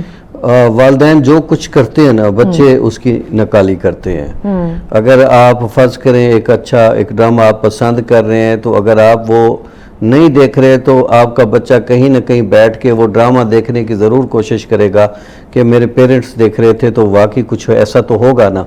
تو کوشش کرے پیرنٹس جو ہیں وہ ایسے جو علماء یا ایسے محققین کو خود سنیں ان کے سامنے بیٹھ کے, تاکہ بچہ جب دیکھے گا تو ایک رجحان بنے گا. نمبر 1 ایک تو یہ. نمبر 2 والدین بچوں کو دوست بنائیں اور خود ان کو گائیڈ کریں کہ بیٹا اگر آپ نے کسی کو بھی سننا ہے, اس کا بڑا آسان سا حل یہ ہے کہ اس بندے کو سرچ کر لیں, پہلے اس کا نام جو ہے گوگل پہ ڈالیں, اس کو سرچ کریں, اس نے پڑھا ہوا کتنا ہے, کیا واقعی وہ جو ہے کوالیفائیڈ بھی ہے کہ نہیں ہے, اس کو کتنی سمجھ ہے, اور اس کے بعد پھر دیکھیں کہ اگر تو وہ واقعی اس قابل ہے کہ اس کو سننا چاہیے تو ضرور سنیں. اور علم کے حوالے سے جتنے بھی لوگ کام کر رہے ہیں وہ اچھا کام کر رہے ہیں. میں نے آپ کو بتایا نا کہ کچھ لوگ صرف جو ہے ملک کی مخالفت کر کے, اداروں کی مخالفت کر کے, کچھ ایسے ایلیمنٹس میں جا کے کرتے ہیں, اس سے فائدہ اٹھاتے ہیں. ایگزیکٹلی, یہ بات آپ کی درست ہے. ایک تو ہم بات کریں کہ جو اپنا ایک کانٹینٹ کریٹ کرتے ہیں, ایک تو اس کی بات ہوگی, اس میں بہت سارے ہمیں کرٹیسائز کرنے والا یعنی کہ پروپیگنڈے کرنے والے بھی کانٹینٹ نظر آتے ہیں, اور کچھ علمی لحاظ سے بھی بہت اچھا ان کا کانٹینٹ ہوتا ہے. بٹ رائٹ میں جو ہم بات کریں وہ سوشل میڈیا لائیو کی ہم بات کریں, جو لوگ اس پہ لائیو آئے ہوئے ہوتے ہیں, اس میں اب جو میجورٹی جو ہم دیکھ رہے ہوتے ہیں, کیونکہ جو علم یافتہ لوگ ہیں یا جنہوں نے اپنے کانٹینٹ تھرو کرنا ہے, اپنے ایک میسج کنوے کرنا ہے, وہ تھرو یوٹیوب اور سوشل میڈیا ایک ویڈیو بنا کے اس پہ اپلوڈ کر دیتے ہیں. بٹ تھرو دا جو ایک لائیو ایک سیشنز ایک سلسلہ چل رہا ہوتا ہے, اس میں کوئی میں نے دیکھا ہے کوئی لمیٹیشنز ہمیں نظر نہیں آتی, کوئی ایتھکس ہمیں نظر نہیں آتے, ایسی ورڈنگز یا ایسے ٹاس یا ایسی پنشمنٹس ہمیں وہاں دیکھنے کو مل رہی ہوتی ہیں کہ اگر آپ ہمارا بچہ ہے وہ سوشل میڈیا وہ اسکرول کر رہا ہے, یا ہم بڑے ہمارے بزرگ اگر اسکرولنگ کر رہے ہیں تو اس کے سامنے وہ اگر لائیو آتا ہے تو ٹو بی ویری آنیسٹ انسان کو وہ جو چند لمحات سیکنڈ کے لیے اس نے وہ لائیو دیکھا ہوتا ہے اسے شرم آنے لگ جاتی ہے. تو یہ تمام جو حدود کراس کی جا رہی ہیں اس پہ کوئی روک تھام نہیں ہے؟ دیکھیں وہ تو میں نے عرض کیا نا, جو بھی سوشل میڈیا آپ اٹھا کے دیکھیں, اصل میں ہم کبھی سیٹنگ میں گئے ہی نہیں, ہم نے کبھی پورا پروسیس پڑھا ہی نہیں ہے, ہم نے کبھی دیکھا ہی نہیں ہے کہ انہوں نے کس چیز پہ ریسٹرکشن لگائی ہوئی ہے, کہاں آپ کتنا کنٹینٹس دیکھ سکتے ہیں, کیا آپ نہیں دیکھ سکتے, کس کو کہاں آپ بلاک کر سکتے ہیں, کہاں آپ سٹارٹ لے سکتے ہیں, کس ایج کا کنٹینٹ جو ہے آپ کو کہاں مل سکتا ہے. یہ ساری چیزیں سوشل میڈیا کے اندر موجود ہوتی ہیں. صرف یہ ہوتا ہے کہ ہم چونکہ ہم نے فرض کریں ہم نے یوٹیوب کھولا اور ہم نے چونکہ اپنا کوئی سیٹنگ نہیں کی ہوئی ہوتی, تو جو چیز بھی علم غلم جہاں سے بھی آ رہا ہوتا ہے وہ سارا ہم دیکھ رہے ہوتے ہیں. تو اگر سیٹنگ کر لیں جیسے ہم کر لیتے ہیں, اب ہم اپنے مقصد کی چیز ہماری سامنے آ رہی ہوتی ہے, ہم کوئی ایسی چیز ہمارے سامنے نہیں آ رہی ہوتی کہ جو ایک دم آئے اور بندہ کہے یہ کیا ہو گیا اور کیا مسئلہ ہو گیا. تو یہ ساری چیزیں آپ کو وہ دے رہے ہوتے ہیں. اور فرض کریں اگر کوئی لائیو پروگرام آ بھی رہا ہے نا, تو اگر آپ اس کی جو ہے سائڈ پہ فرنٹ پہ جا کے اوپر جا کے آپ ٹک کریں گے تو اس پہ جب آپ کلک کرنے کے بعد جب اندر جائیں گے تو اوپر لکھا ہوا آئے گا کہ اس کو آپ بلاک کرنا چاہتے ہیں, اس کو سیو کرنا چاہتے ہیں, اس کو ہمیشہ کے لیے یا آپ اس کو بلاک رکھنا چاہتے ہیں کہ یہ آپ بار بار نہ آئے آپ کے پاس, تو وہ آپ سارا کچھ کر سکتے ہیں. یہ جو آپ جس کی بات کریں یہ تو ایک ایڈز کی شکل میں جو کچھ چیزیں ہمارے پاس آتی ہیں اس میں نوٹیفیکیشن ہوتا ہے کہ آپ اس کو کنٹینیو کرنا چاہتے ہیں یا بلاک کرنا چاہتے ہیں. بٹ کچھ ایسے ہم سوشل میڈیا اکاؤنٹس کی بات کر رہے ہیں, میں ویڈیوز کی بھی بات کر رہا ہوں, وہاں بھی آ رہا ہوتا ہے, وہاں بھی آ رہا ہوتا ہے, وہ تو اپنے تھرو آؤٹ وہ آپ اور کچھ نہیں تو آپ اس کو ہائیڈ بھی کر سکتے ہیں, اور ساری چیزیں ہوتی ہیں. مقصد صرف یہ ہے کہ اصل پرابلم وہی آ جاتا ہے کہ ہم اپنے بچے کو کتنا کچھ سمجھا رہے ہیں. دیکھیں ہم اسکول میں وہ 4 گھنٹے 6 گھنٹے ہوتا ہے, گھر میں وہ 18 گھنٹے ہے. 18 گھنٹے رہنے والا بچہ اگر گھر سے نہیں سیکھ رہا تو کہاں سے سیکھ رہا ہے؟ پہلی بات تو یہ ہے کہ یہ جو ساس بہو کی لڑائی جھگڑے, یہ میاں بیوی کے لڑائی جھگڑے, پھر بھائیوں میں فسادات, جائیدادوں کے رولے, یہ سارا کچھ اتنا زیادہ ہو جاتا ہے بعض اوقات کہ لوگ بچے جو ہیں وہ کوئی ایسی چیز ڈھونڈتے ہیں کہ تھوڑا سا بندہ فریش ہو, اور جب وہ ان چیزوں کی طرف جاتے ہیں تو پھر مختلف چیزیں سامنے آ جاتی ہیں. یہاں تو بچوں کی کہ کچھ فرسٹریٹڈ بچے ہیں, گھر سے ان کو وہ اٹینشن نہیں مل رہی, گھر میں ان کو کوئی سن نہیں پا رہا, سمجھ نہیں پا رہا. ایک تو یہاں تک کہ وہ باہر کوئی کمپنی ڈھونڈتے ہیں یا لائیو بیٹھ جاتے ہیں, وہاں پہ خود کو انٹرٹین کرنے لگ جاتے ہیں. بٹ دوسرا اسپیکٹ جب ہم دیکھتے ہیں کہ پیرنٹس خود ساتھ دے رہے ہیں اس سوشل میڈیا کنٹینٹ میں, اس لائیو سیشنز میں, اور بڑے فخریہ وہ یہ چیزیں بتا رہے ہوتے ہیں کہ میری بیٹی یا میرا بیٹا لائیو بیٹھا ہوا ہے اور وہ دیکھو اتنا اس نے اس لائیو میں ارن کر لیا ہے. اس میں ہر طبقہ فکر کے لوگ دیکھیں گے, ہر سوچ کے لوگ دیکھیں گے, ہر طرح کے لوگ کامنٹ کر رہے ہوتے ہیں, مختلف فحش قسم کی آفرز وہاں پہ آ رہی ہوتی ہیں. اس میں پیرنٹس بہت سارے ایسے کنٹینٹ کریٹر ہیں, بہت سارے ایسے انفلوئنسرز ہیں جن کی والدہ جن کے والد ساتھ ہوتے ہیں. اب اصل پرابلم یہ ہے کہ چونکہ ہم من حیث القوم شارٹ کٹ چاہتے ہیں ہر چیز میں نا, دولت میں بھی شہرت میں بھی, ہر چیز میں ہم شارٹ کٹ چاہتے ہیں. اب آپ کو پتہ ہے کہ شارٹ کٹ جو ہے وہ بہت ساری چیزوں کو برباد کرتا ہے, اور شارٹ کٹ کوئی آپ کی جو ہے مستقل کامیابی کا زینہ نہیں ہوتا, اور اسی شارٹ کٹ کی وجہ سے, اسی سارے معاملات کی وجہ سے ہم یہ تو سوچتے ہی نہیں ہے نا. میں آپ کو ایک بات بتاؤں کہ جائز طریقے سے اگر آپ کچھ کمانا چاہتے ہیں تو اتنی جلدی آپ نہیں ارن کر سکتے. تو لازمی بات آپ نیگیٹیوٹی کی طرف جائیں گے یا کسی ایسے سبجیکٹ کی طرف جائیں گے جس پہ تنقید کرنے سے لوگ آپ کو زیادہ سے زیادہ دیکھیں، یا کوئی ایسی جیسے ابھی آپ نے فحاشی عریانی کی بات کی اور اس طرف جائیں گے، لوگ اس کو دیکھیں گے. تو اب میں دیکھیں زیادہ سے زیادہ میں اب یہ بھی بتاؤں کہ بعض حکیم نہیں ہیں لوگ، اب سوشل میڈیا پہ بیٹھے ہوئے نسخے دے رہے ہوتے ہیں بے اوپر صرف اصل ساری چیز سارا کمال کیا ہے وہ ہے آپ کے تھمبنیل کا. تھمبنیل پہ جو لکھا ہوا آ گیا بس آپ نے وہ پڑھا، اور ضروری نہیں ہوتا کہ وہ تھمبنیل ہی اوریجنل بھی اندر وہ چیزیں موجود بھی ہوں وہ جو اوپر لکھا ہوا ہے. بعض اوقات اٹریکشن کے لیے اصل میں بہت سارے اب ایسی چیزیں آ گئی ہیں کہ اب بچوں کو سنبھالنا جو ہے وہ زیادہ مشکل ہو گیا ہے، کیونکہ نیگیٹیوٹی بہت زیادہ آ گئی ہے اور پازیٹیونیس بہت کم ہو گئی ہے. اس کی بیسک وجہ یہ ہے کہ ہم نے چونکہ دین سے دور ہو گئے ہیں، ہم نے وہ چیزیں پڑھانا چھوڑ دی ہیں نا. اب قرآن میں تو ہر ایک چیز کا ذکر موجود ہے، بھئی یہ آئے گا، آگے یہ ایسا دور آئے گا، پھر اس کے بعد ایسا دور آئے گا، پھر اس میں یہ تبدیلیاں آئیں گی، اس میں یہ اب یہ جو لوگ سوچا کرتے تھے نا کہ یہ ہمارے ویڈیوز کیسے بنا رہے ہیں، یہ سیو کیسے کرتے ہوں گے، پھر قیامت کے دن ہمیں کیسے دکھائیں گے. اب سوشل میڈیا آپ دیکھیں اس کے ذریعے آپ کو سارا کچھ پتہ چل رہا ہے. دوسری بات آپ کو میں ایک بات بتاؤں، یہ جو سوشل میڈیا ہے نا دراصل یہ شیطان کے اینگل پہ کام کرتا ہے. یہ جس نے بھی بنایا ہے اس نے شیطان کے اینگل کو سامنے رکھا ہے. اب آپ کہیں گے یہ کیسے؟ دراصل ہوتا یہ ہے کہ شیطان آپ کے ذہن میں ایک خیال ڈالتا ہے، ٹھیک ہے، اور اگر وہ خیال آپ کے دماغ میں رہ گیا اور آپ نے اس کو قبول کر لیا تو پھر وہ اس کو تھوڑا اور بڑھائے گا، پھر اور بڑھائے گا، پھر یہاں تک کہ آپ کو اس کی پکچر تک لے جائے گا، پھر آپ کو ویڈیو تک لے جائے گا، پھر اینڈ پہ آپ کو جو ہے حساب سے الگ کرتا جائے گا.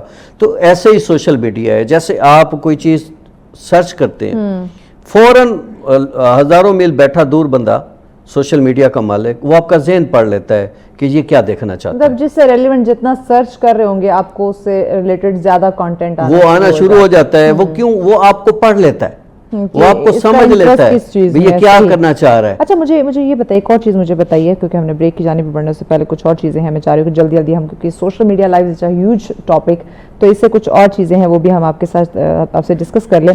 یہ ہم ماڈرنزم کی بات کرتے ہیں کہ وی آر ماڈرن اور ہم بڑے براڈ مائنڈڈ ہیں، تو یہ سوشل میڈیا لائیوز نے انسان کو ہم کہیں کہ زیادہ اوپن کر دیا ہے، اس کا سوشل سرکل بڑھا دیا ہے یا اس کو زیادہ تنہا کر دیا؟ غیر محفوظ ہو گیا انسان.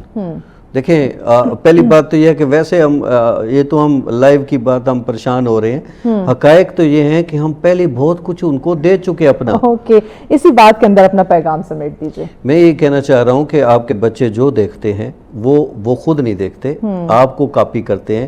خدا را آپ خود پازیٹیو ہوں تبھی آپ کے بچے پازیٹیو ہوں گے. سوشل میڈیا کا پازیٹیو استعمال بھی موجود ہے، آپ اس طرح بچوں کو مائل کریں. تھینک یو سو مچ اختر صاحب. آپ پازیٹیوٹی جو ہے وہ بھی ہم دیکھ رہے ہیں، لیکن آپ نے اب دو راستے ہیں، صحیح اور غلط. آپ نے چوز خود کرنا ہے کہ آپ نے کس ڈگر جانا ہے. آپ اپنے آپ کو صحیح راستے کی طرف لے کے جائیں گے تو ڈیفینیٹلی آپ سکون میں رہیں گے، آپ کامیاب بھی ہوں گے. لیکن اگر آپ نے اپنا راستہ تبدیل کر دیا، نیگیٹو راستے کی طرف چلے گئے جہاں پہ کانٹے ہی کانٹے ہیں، اس طرف اگر آپ چل پڑے تو آپ کو ٹیمپریری لگے گا، وقتی آپ کو لگے گا کہ آپ سکسیسفل ہیں، آپ کو بہت پلیئر مل رہا ہے، ایک لگژری لائف سٹائل آپ کو مل رہی ہے، تو ڈیفینیٹلی لیکن اس کے لانگ ٹرم جو اس کا ہم کہیں کہ چیزیں ہیں وہ اس کے اثرات وہ خاص سے خطرناک یا مشکل ہو سکتی ہے. بریک کی جانب بڑھے، بریک کے بعد اگلا ٹاپک ڈسکس کرتے ہیں. Stay with us. Welcome back ناظرین، آپ دیکھ رہے ہیں سچ سویرا. آج کا ہمارا آخری ٹاپک بھی بہت ہی اہم ہے جس پہ ہم بات کرنے جا رہے ہیں اقوام متحدہ. نام تو آپ نے سنا ہوگا، بالکل سنا ہوگا، اور اس کا جو قیام ہے اس کے بارے میں بھی ایک تاریخ، ایک ہسٹری جو ہے وہ آپ کو معلوم ہوگی. اور کیونکہ جب ہم رسپانسبلٹیز کی بات کرتے ہیں، ذمہ داریوں کی بات کرتے ہیں، تو رائٹ ناؤ آپ کے مائنڈ میں بہت سارے کوسچنز آتے ہوں گے کہ یونائٹڈ نیشن کی بات کی جائے، اس کی ذمہ داریوں کی بات کی جائے تو بڑا اتھینٹک ادارہ ہے. آپ ورلڈ وائڈ جب دیکھتے ہیں، آپ کسی مدعے پہ مل بیٹھتے ہیں، اقوام متحدہ میں جب بات ہوتی ہے تو اس پہ ایکشن لیا جاتا ہے. لیکن یہ ایکشن اور اس کا ریئیکشن دونوں چیزیں جو ہے نا وہ اپنے آپ میں ڈھیروں اس وقت سوال سمیٹے ہوئے ہیں. تو ہم کوشش کریں گے کہ آج ان کی ذمہ داریوں پہ روشنی ڈالیں، اور یا پھر ہم کہہ لیں کہ یہ ایک ادارہ اب کٹ پتلی بن چکا ہے، یہ بھی آپ کہہ سکتے ہیں. بٹ کتنی اس میں صداقت ہے اور عالمی یکجہتی کے فروغ میں اقوام متحدہ کا جو کردار ہے وہ کتنا امپورٹنٹ ہے، اس پہ ہم بات کریں گے. ڈسکشن کے لیے مہمان ہمارے ساتھ موجود ہیں. جی آپ UN کے سابقہ ممبر رہ چکے ہیں. ہمارے ساتھ ہے جی محمد عبدال وہاب صاحب. السلام علیکم. کیسے ہیں وہاب صاحب؟ اللہ کا شکر. آپ سنائیں کیا؟ I am good. Thanks for your time. Thanks for being here. سب سے پہلے تو مجھے بتائیے گا کہ ہم تھوڑی سی اس کی ہسٹری تاریخ پہ بات کر لیتے ہیں کہ اقوام متحدہ کا جو قیام ہے اس کا مقصد کیا تھا اور یہ کب عمل میں آیا؟ میرے شاید بہت اچھا سوال ہے. دیکھیں ہم میں سے بہت سارے لوگ اقوام متحدہ بیسیکلی کیا ہے اور کیا اس کے مقاصد ہیں، کب قیام میں آیا. دوسری جنگ عظیم کے بعد دنیا کو شدید ضرورت محسوس ہوئی کوئی ایک ایسا پلیٹ فارم ہو جہاں پہ سارے مل بیٹھ کے تصفیات کر سکیں، مسائل ڈسکس کر سکیں، حل نکال سکیں، اور دنیا جو مکمل تباہی کی طرف جا رہی تھی اس کو واپس امن کے راستے پر لے کر آئیں، سمیٹیں. بالکل. تو سان فرانسسکو میں آلموسٹ 50 کنٹریز کئی ہفتے سر جوڑ کے بیٹھی رہیں، اور سر جوڑ کے بیٹھنے کے بعد اس کا ایک چارٹر بنایا گیا. چارٹر یہ تھا کہ دنیا میں امن قائم کیا جائے، دنیا میں خوشحالی قائم کی جائے، دنیا کو محفوظ بنایا جائے. اس کے جتنی ممبر اسٹیٹس ہیں وہ آپس میں تعلقات کو نہ صرف بہتر بنائیں بلکہ اپنے پاس عام عوام کے لیے جو ترقی ہے اس کو یقینی بنائیں. آپس میں شراکت داری کریں ممالک، اپنے ریسورسز اپنی ایکسپرٹیز سے فائدہ اٹھائیں، اور خوشحالی کا ایک ایسا دور لے کر آئیں جہاں پہ تمام جو ممبر ممالک ہیں، آلموسٹ 193 ممبر ہیں اس وقت یونائٹڈ نیشنز کے، تو ان سب میں شراکت داری کے تحت اور باہمی مدد کے تحت ایک ایسا معاشرہ دنیا میں ظہور پذیر ہو جس میں کہ تقریباً ایوریج ہر آدمی خوشحال ہو، اور ہر ایک کو تحفظ حاصل ہو، ہر ایک کو جو بنیادی حقوق ہیں وہ حاصل ہوں، اور سب ایک دوسرے کی مدد کریں. اس کے ساتھ ہی جب ہم ترقی کی بات کرتے ہیں تو جو ممالک ترقی یافتہ ہیں وہ ہیلپ کریں ترقی پذیر ممالک کی، تاکہ جو ایک فرق ہے ترقی یافتہ میں اور ترقی پذیر میں وہ آہستہ آہستہ ختم ہو جائے. تو لہٰذا یہ انہوں نے 50 ممالک نے جو عرق ریزی کی، اس کے بعد چارٹر بنایا، اور یہ 24 اکتوبر 1945 میں اس چارٹر کے تھرو یہ ادارہ وجود میں آیا. صحیح. تو آپ کے جو سوال ہے اس کے مطلب مختصر اور جامع جواب یہ ہو سکتا ہے، مزید آپ اس میں کوئی چیز پوچھنا چاہیں تو.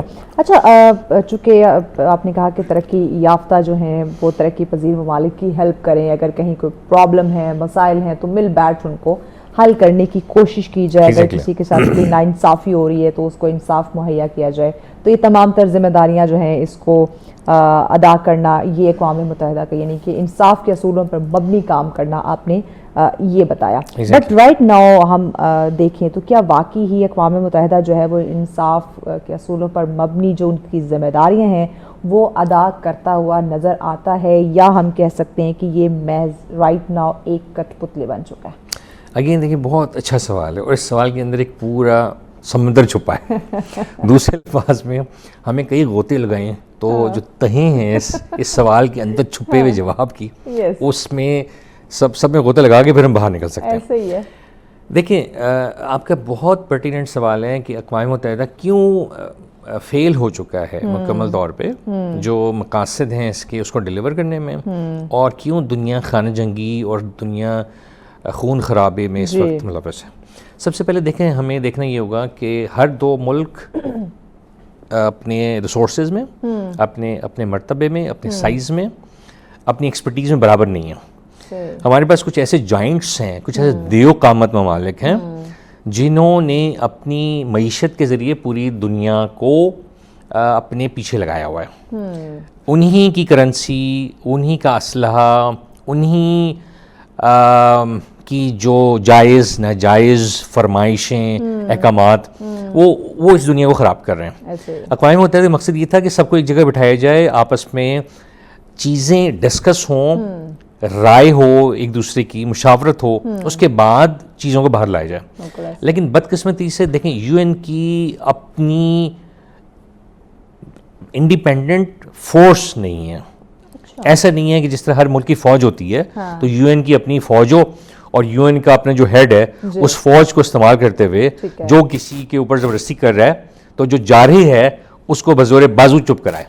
اب یو این کی فوج کہاں سے آتی ہے؟ یو این کی فوج آتی ہے دنیا کے مختلف ممالک جو کہ والنٹیئر کرتے ہیں اپنی مرضی سے کہ بھئی ہم سے آپ اتنی فوج لے لیں, ہم سے اتنی فوج لے لیں, ہم سے اتنی فوج لے لیں, تو وہ جو فوج میجر پول میں جاتی ہے وہاں پہ پھر جو مختلف ممالک جہاں پہ شورش زدہ علاقے ہوتے ہیں کہ جہاں پہ وہاں کی مقامی حکومت مکمل طور پر فیل ہو چکی ہوتی ہے, تو یو این مشنز کریٹ کی جاتے ہیں اور اس فوج کو ایک محدود اختیارات کے تحت وہاں پہ ڈپلوائے کیا جاتا ہے. اب ایون بعض جگہوں پہ ایسا ہوتا ہے جہاں پہ خون ریزی چل رہی ہے, آپ نے جب فوج لگائی, اچھا اب جب ہم بات کرتے ہیں نا فوج کی, اب کس ملک نے والنٹر کیا ہے, اس کا کیا مذہب ہے, اس کی کیا زبان ہے, اس کا کیا کلچر ہے, جہاں پہ ڈپلوائے کیا جا رہا ہے ان کا کیا مذہب ہے, ان کی کیا زبان ہے, ان کا کیا کلچر ہے, دونوں میں بعض 180 ڈگری کا فرق ہو سکتا ہے.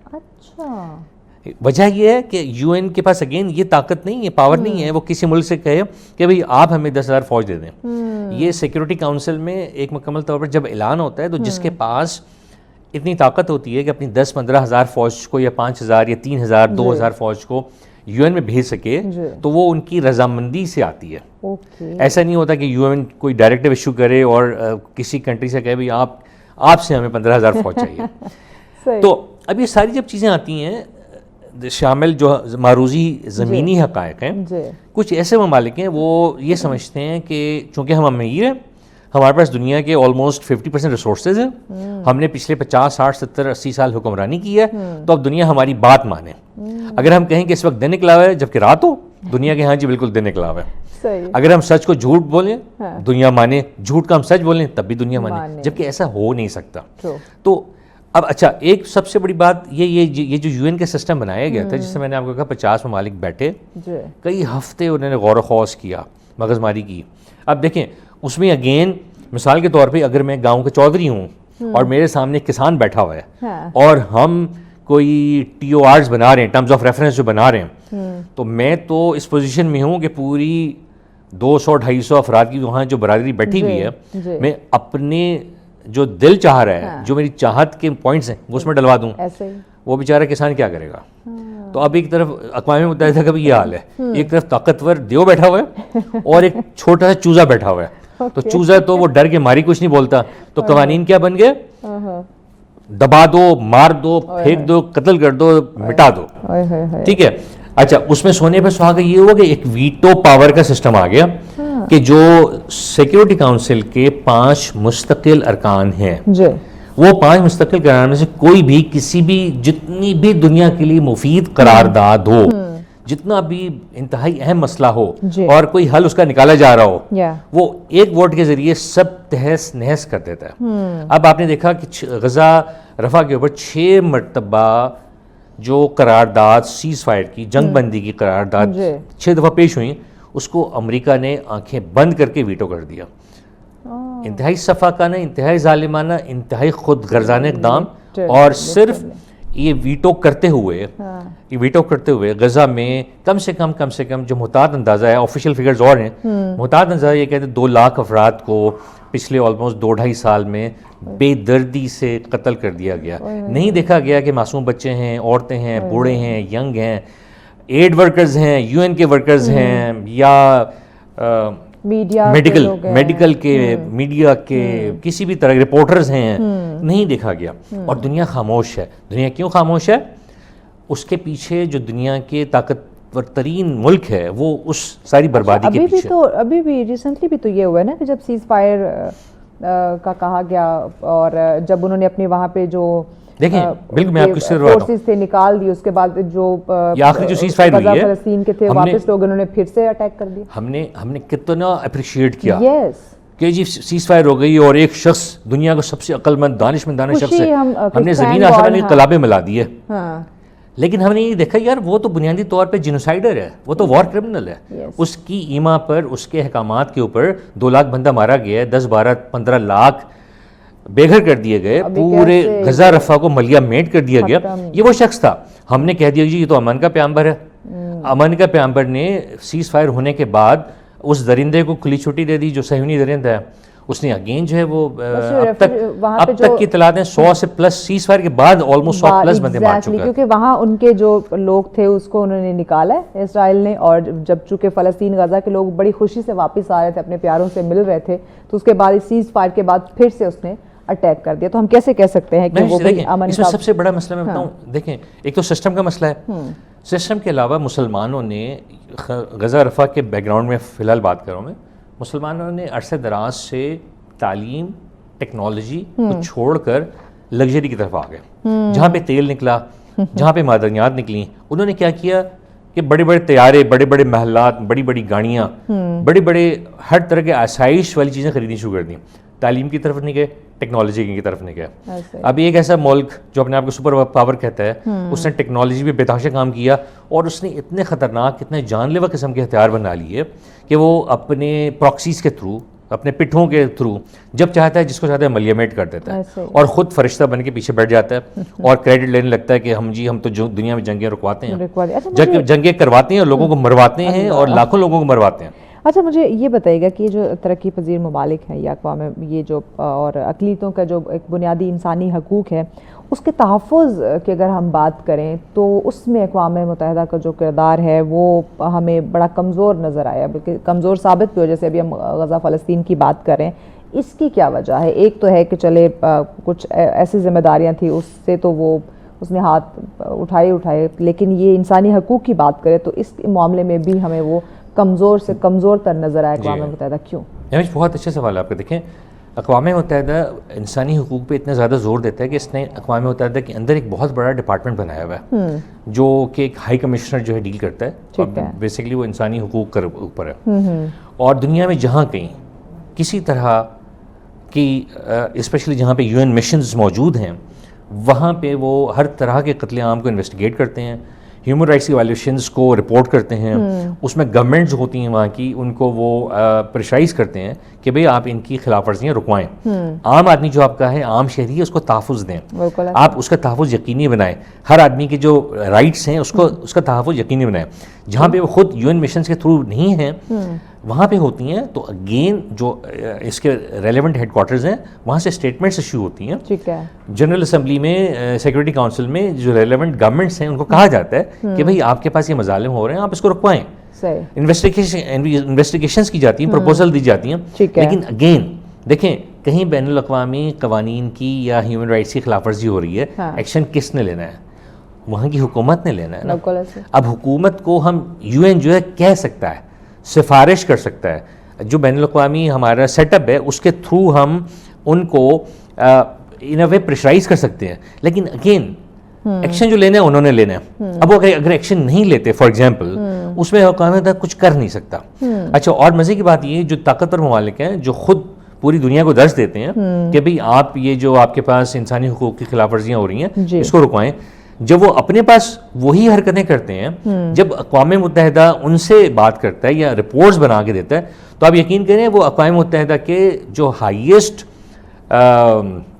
آفس بیئرز ہیں ان کی انٹری پہ پابندی لگا دیتے ہیں اپنے ملک میں. ان کو دوسرے الفاظ میں دکھانے کے لیے کہ تم ہوتے کون ہو ہمیں کہنے والے, ہم جو ہیں آل ان آل ہیں, ہم تو بہت پاورفل ہیں, ہم تو تمہارا داخلہ روک دیں. اس کی تازہ ترین مثال کیا ہے, ابھی لاسٹ ٹائم جب US میں یہ مذاکرات ہو رہے تھے رفح کے اوپر, غزہ کے اوپر, جو فلسطینی پارٹیز تھیں ان کا داخلہ روک دیا گیا وہاں پہ. اب ایک ایسے 2 افراد یا 4 افراد کے درمیان میں پچھلے 2.5 سال سے جنگ ہو رہی ہے, اور جو ایگریسر ہے, جو جارح ہے, آپ اس کو بلا لیں, جو مظلوم ہے, جو مر رہا ہے, کٹ رہا ہے, اس کے نمائندوں کو آپ آنے پہ پابندی لگا دیں. اب یہ UN نے تو نہیں کیا نا, یہ US نے کیا. تو کہنے کا مقصد یہ ہے کہ UN جو ہے اس کے پاس, دیکھیں جیسے میں نے اپنے پہلے بتایا آپ کو, UN is not sovereign and independent. کیوں؟ وجہ یہ ہے کہ جہاں پہ خلاف ورزی ہو رہی ہے UN ایسا نہیں ہے کہ فوری طور پہ جا کے اپنے لوگ بھیج دے, اپنی اتھارٹیز بھیج دے. UN جب بھی آپریٹ کرتا ہے وہ جس ملک میں ہو رہے ہیں واقعات, جس ملک کی حکومت ہے ان کے تھرو آپریٹ کرتا ہے. اور دوسری بات یہ اگر وہاں بھی جس طرح بریک لینی ہے, بریک کے بعد آپ اس سوال کے جواب کو کنٹینیو کیجیے گا. ناظرین ہمارے ساتھ میں ملتے ہیں بریک کے بعد. ویلکم بیک ناظرین, آپ دیکھ رہے ہیں سچ سویرا, آج کا ہمارا آخری ٹاپک جس پہ ہم بات کر رہے تھے اقوام متحدہ کا قیام اور اس کی ذمہ داری, اس پہ بات کی جا رہی ہے. وہاب صاحب ہمارے ساتھ ہیں. وہاب صاحب مجھے بتائیے گا, ابھی چونکہ پروگرام اپنے آخری مرحلے میں ہے, کچھ ہی منٹس ہمارے پاس ہے, کچھ امپورٹنٹ کوسچنز ہیں جس میں چاہتے ہو کہ ہم جلدی ڈسکشن کریں تاکہ ناظرین کے سامنے اقوام متحدہ کا جو رول ہے وہ آ جائے. ترقی پذیر ممالک کے ہم مسائل کی بات کرتے ہیں جس میں غربت آ جاتی ہے, بھوک ہے, اور تعلیم حل کرنے میں جو اقوام متحدہ کا رول ہے اس کو آپ کیسے دیکھ رہے ہیں, وہ کتنا مؤثر ثابت ہو رہا ہے؟ میں دیکھیں اقوام متحدہ اپنی بھرپور کوشش اپنے جو ڈپارٹمنٹس ہیں ریگولر وہ کرتا ہے کہ بھی فنڈ انہوں نے بنایا ہوا ہے کہ غربت کو کیسے کم کیا جائے, فنڈ انہوں نے بنایا ہوا ہے کہ تعلیم کو کیسے عام کیا جائے, وہ بچے جو تعلیمی ادارے میں نہیں ہیں ان کو کیسے لے کر آیا جائے. اگین انہوں نے طب کی طرف جب آپ آتے ہیں, علاج کی سہولیات کی طرف آتے ہیں, تو انہوں نے اس کا سیٹ اپ بنایا ہوا ہے. وہ سارے جتنے یہ سیٹ اپ ہیں وہ جو ہماری لوکل گورنمنٹس ہوتی ہیں ان کے تھرو یہ کام کرتے ہیں. تو دونوں پارٹیز کو فعال کردار ادا کرنے کی ضرورت ہوتی ہے. یہ کہ ہم بھرپور طریقے سے ان مسائل کو اجاگر کریں, اس میں پروپوزلز بنیں, ان کو انگیج کریں اقوام متحدہ کے جو ادارے ہیں. لیکن اکثر و بیشتر ایسا ہوتا ہے کہ ہماری سائڈ سے تساہل بڑھتا جاتا ہے. ہم یہ کرتے ہیں کہ ہم مثال کے طور پر ہم نے کوئی پروپوزلز دی ہیں, ہاسپٹلس کی ہیں, اسکولس کی ہیں اور دوسری ہیں, اس میں ہم ایک تو بہت لیٹ ہو جاتے ہیں, جو فنڈز ہمارے پاس اویلیبل ہوتے ہیں یو این کی طرف سے اس کو صحیح پراپر ٹائملی اسپینڈ نہیں کرتے, جس کی وجہ سے پرابلمز آتے ہیں. یو این کی طرف سے بھی پرابلمز آتے ہوں گے, لیکن اگین اس میں بھی ہمارا کردار یہ ہونا چاہیے کہ ہم مستقل طور پہ جو ادارے ہیں ان کے ساتھ اپنا تعاون رکھیں, ان کے اوپر پریشر رکھیں, ان کے ساتھ اپنی ڈیمانڈز شیئر کرتے رہیں, تاکہ یہ دونوں فیکشنز مل کے اپنے جو ایریاز ہیں ان میں جو حصول ہے مقاصد کا اس کو پورا کر سکیں. گریٹ. اب آگے بڑھتے ہیں. بڑا امپورٹنٹ یہ کویسچن ہے کیونکہ رائٹ ناؤ ہم نے کلائمیٹ چینج کے ہم زد میں ہیں, تو ہم نے اس کے اثرات دیکھے ہیں. تو اس کلائمیٹ چینج سے نپٹنے کے لیے جو اقوام متحدہ نے جو عملی اقدامات کیے ہیں, میں چاہوں گی کہ اس پہ بھی آپ شارٹ روشنی. دیکھیں اب پوری دنیا کو پتہ ہے کلائمیٹ چینج اس وقت تباہی پھیلا رہا ہے, بربادی پھیلا رہا ہے. ہمارا ملک اس سے خود افیکٹڈ ہے. صرف ہمارا ملک نہیں بلکہ دنیا کے تقریباً بہت سارے ممالک بے انتہا افیکٹڈ ہیں. اقوام متحدہ اگین اس کا ایڈوائزری رول ہے, اس کا کولیبریشن کا رول ہے. اقوام متحدہ انڈیپینڈنٹلی کچھ نہیں کر سکتا. اگین اس کی اقوام متحدہ کی کوشش ہے کہ جتنے ممالک ہیں ان کی حکومتوں کے ساتھ مل کے جہاں کہیں جس طرح کے مسائل آ رہے ہیں, مثال کے طور پر سب سے پہلے تو جو کاربن ایمیشنز ہیں ان کو روکنا, اوزون لیئر کی ڈپلیشن کو کنٹرول کرنا, جتنی اویئرنیس پھیلا سکتے ہیں وہ پھیلا رہے ہیں کہ بھئی ہم جو ہے فیولز کو نہ جلائیں, ہم ای وی ٹیکنالوجی کی طرف جائیں, ہم جو ہے سولر کی طرف جائیں, ہم دوسرے اور انرجی کے جو متبادل ذرائع ہیں جس سے کم کاربن ایمیشنز پیدا ہوتی ہیں. اگین وہی چاہتے ہیں کہ دنیا کے جتنے ترقی یافتہ ممالک ہیں, ترقی پذیر ممالک ہیں جو کول استعمال کر رہے ہیں یا انرجی کے ایسے ذرائع استعمال کر رہے ہیں جو کہ بہت زیادہ پولیوشن پھیلاتے ہیں, پولیوشن پہ کنٹرول کریں. اس کے علاوہ کلائمیٹ چینج سے جتنے افیکٹیز ہیں جہاں پہ بھی سیلاب تباہی مچا رہے ہیں, ارتھ تباہی مچا رہے ہیں, تو یو این کا ایک رول مستقل طور پہ کام کر رہا ہے کہ وہ ان اگین گورنمنٹس کے ساتھ کولیبریشن کر کے جہاں پہ بھی ایڈ دینی ہے, فزیکل ایڈ دینی ہے, مشاورتی ایڈ دینی ہے اور کسی طرح کی بھی فنی امداد دینی ہے, تو مستقل طور پہ ان کا کوآپریشن چل رہا ہے. لیکن اگین اس میں جو حکومتیں ہیں ان کو ایکٹیویٹ ہونے کی بہت زیادہ ضرورت ہے, انوالو ہونے کی بہت زیادہ ضرورت ہے. ایگزیکٹلی. اچھا, اقوام متحدہ کے ساتھ کچھ ادارے ہیں جس میں WHO ہے, یونیسیف وغیرہ ہیں, یہ کس حد تک اپنا کردار جو ہے وہ درست انداز میں ادا کر رہے ہیں؟ اگر مجھ سے پوچھیں تو میں کہوں گا کہ جو ادا کرنا چاہیے کردار وہ ادا کر رہے ہیں. ورلڈ ہیلتھ آرگنائزیشن ہے, اس کا مقصد یہی ہے کہ آپ کے یہاں پہ جتنی ویکسینیشن کی ضرورت ہے, کرٹیکل قسم کی جو بیماریاں ہیں ان کے علاج کی ضرورت ہے, کرٹیکل مشینری کی ضرورت ہے, تو وہ کولیبریشن ان کا مستقل چل رہا ہے. اب اگین بات وہی آتی ہے کہ ہم اس میں کتنے ایکٹیو ہیں. ضروری نہیں ہے کہ ہماری جتنے ڈیمانڈز وہ ساری کی ساری میٹ آؤٹ کر سکیں, لیکن اگین اگر ہم مستقل طور پہ ان کے ساتھ کوآرڈینیشن کریں, ان کو آن بورڈ لے کر چلیں, ان پہ پریشر رکھیں, تو ہم اس سے بہت سارے کام کروا سکتے ہیں.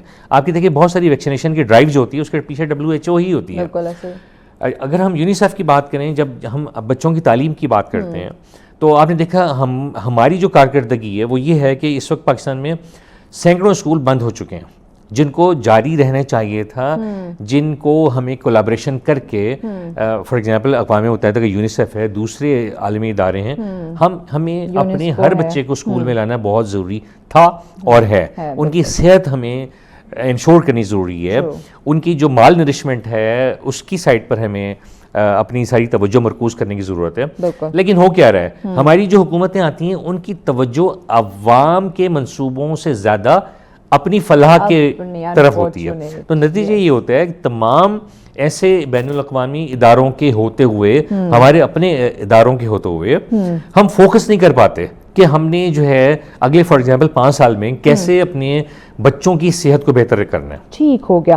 اچھا لاسٹ کوشچن آپ سے کہ اگر آپ کے خیال میں اقوام متحدہ جو ہے وہ اپنی اصل روح کے مطابق کام کرے تو دنیا میں کیا مثبت تبدیلیاں آ سکتی ہیں؟ بہت اچھی تبدیلیاں آ سکتی ہیں اگر سب بڑے بدماش توبہ طائب ہو جائیں اپنی بدماشیوں سے اور وہ بیٹھ جائیں کہ یار ہم نے خود ہی بنایا تھا اس کو 1945 میں اس کے چارٹر پہ ایگری کیا تھا, تو اب ہم کیوں اپنے تجاوزات مطلب اپنے اختیارات سے تجاوز کر رہے ہیں, اپنی جو دھواں سے دھاندلی کی سیاست کیوں کر رہے ہیں. پیغام بھی ایڈ کر دے. پیغام یہ ہے کہ دیکھیے اقوام متحدہ کا بہترین استعمال کرنے کے لیے ضروری ہے کہ ہم اپنی صفوں میں اتحاد پیدا کریں, ہم اپنی توجہ ہمارے جتنے مسائل ہیں اس کی طرف مرکوز کریں, ہم اقوام متحدہ کی توجہ اپنی طرف کروائیں, ان مسائل کی طرف کروائیں اور اپنے ملک کو بہتر سے بہتر بنانے کی دن رات کوشش کرتے رہیں. تھینک یو سو مچ وہاب صاحب آپ کے وقت کا. یقیناً ناظرین اقوام متحدہ کا جو مقصد ہے وہ دنیا میں امن, انصاف اور برابری قائم کرنا ہے, مگر یہ مقصد تبھی پورا ہوگا جب فیصلے انصاف پر ہوں گے اور ایک ہر انسان کو جو یعنی کہ ہر ملک کے اکارڈنگ جو بھی چیزیں انصاف پر مبنی ہوں گی, تبھی دنیا کو اب الفاظ نہیں ناظرین ڈیفینیٹلی عمل کی ضرورت ہے تاکہ انسانیت واقعی محفوظ ہو سکے. اسی پیغام کے ساتھ ہمیں اجازت دیجیے. اللہ نگہبان.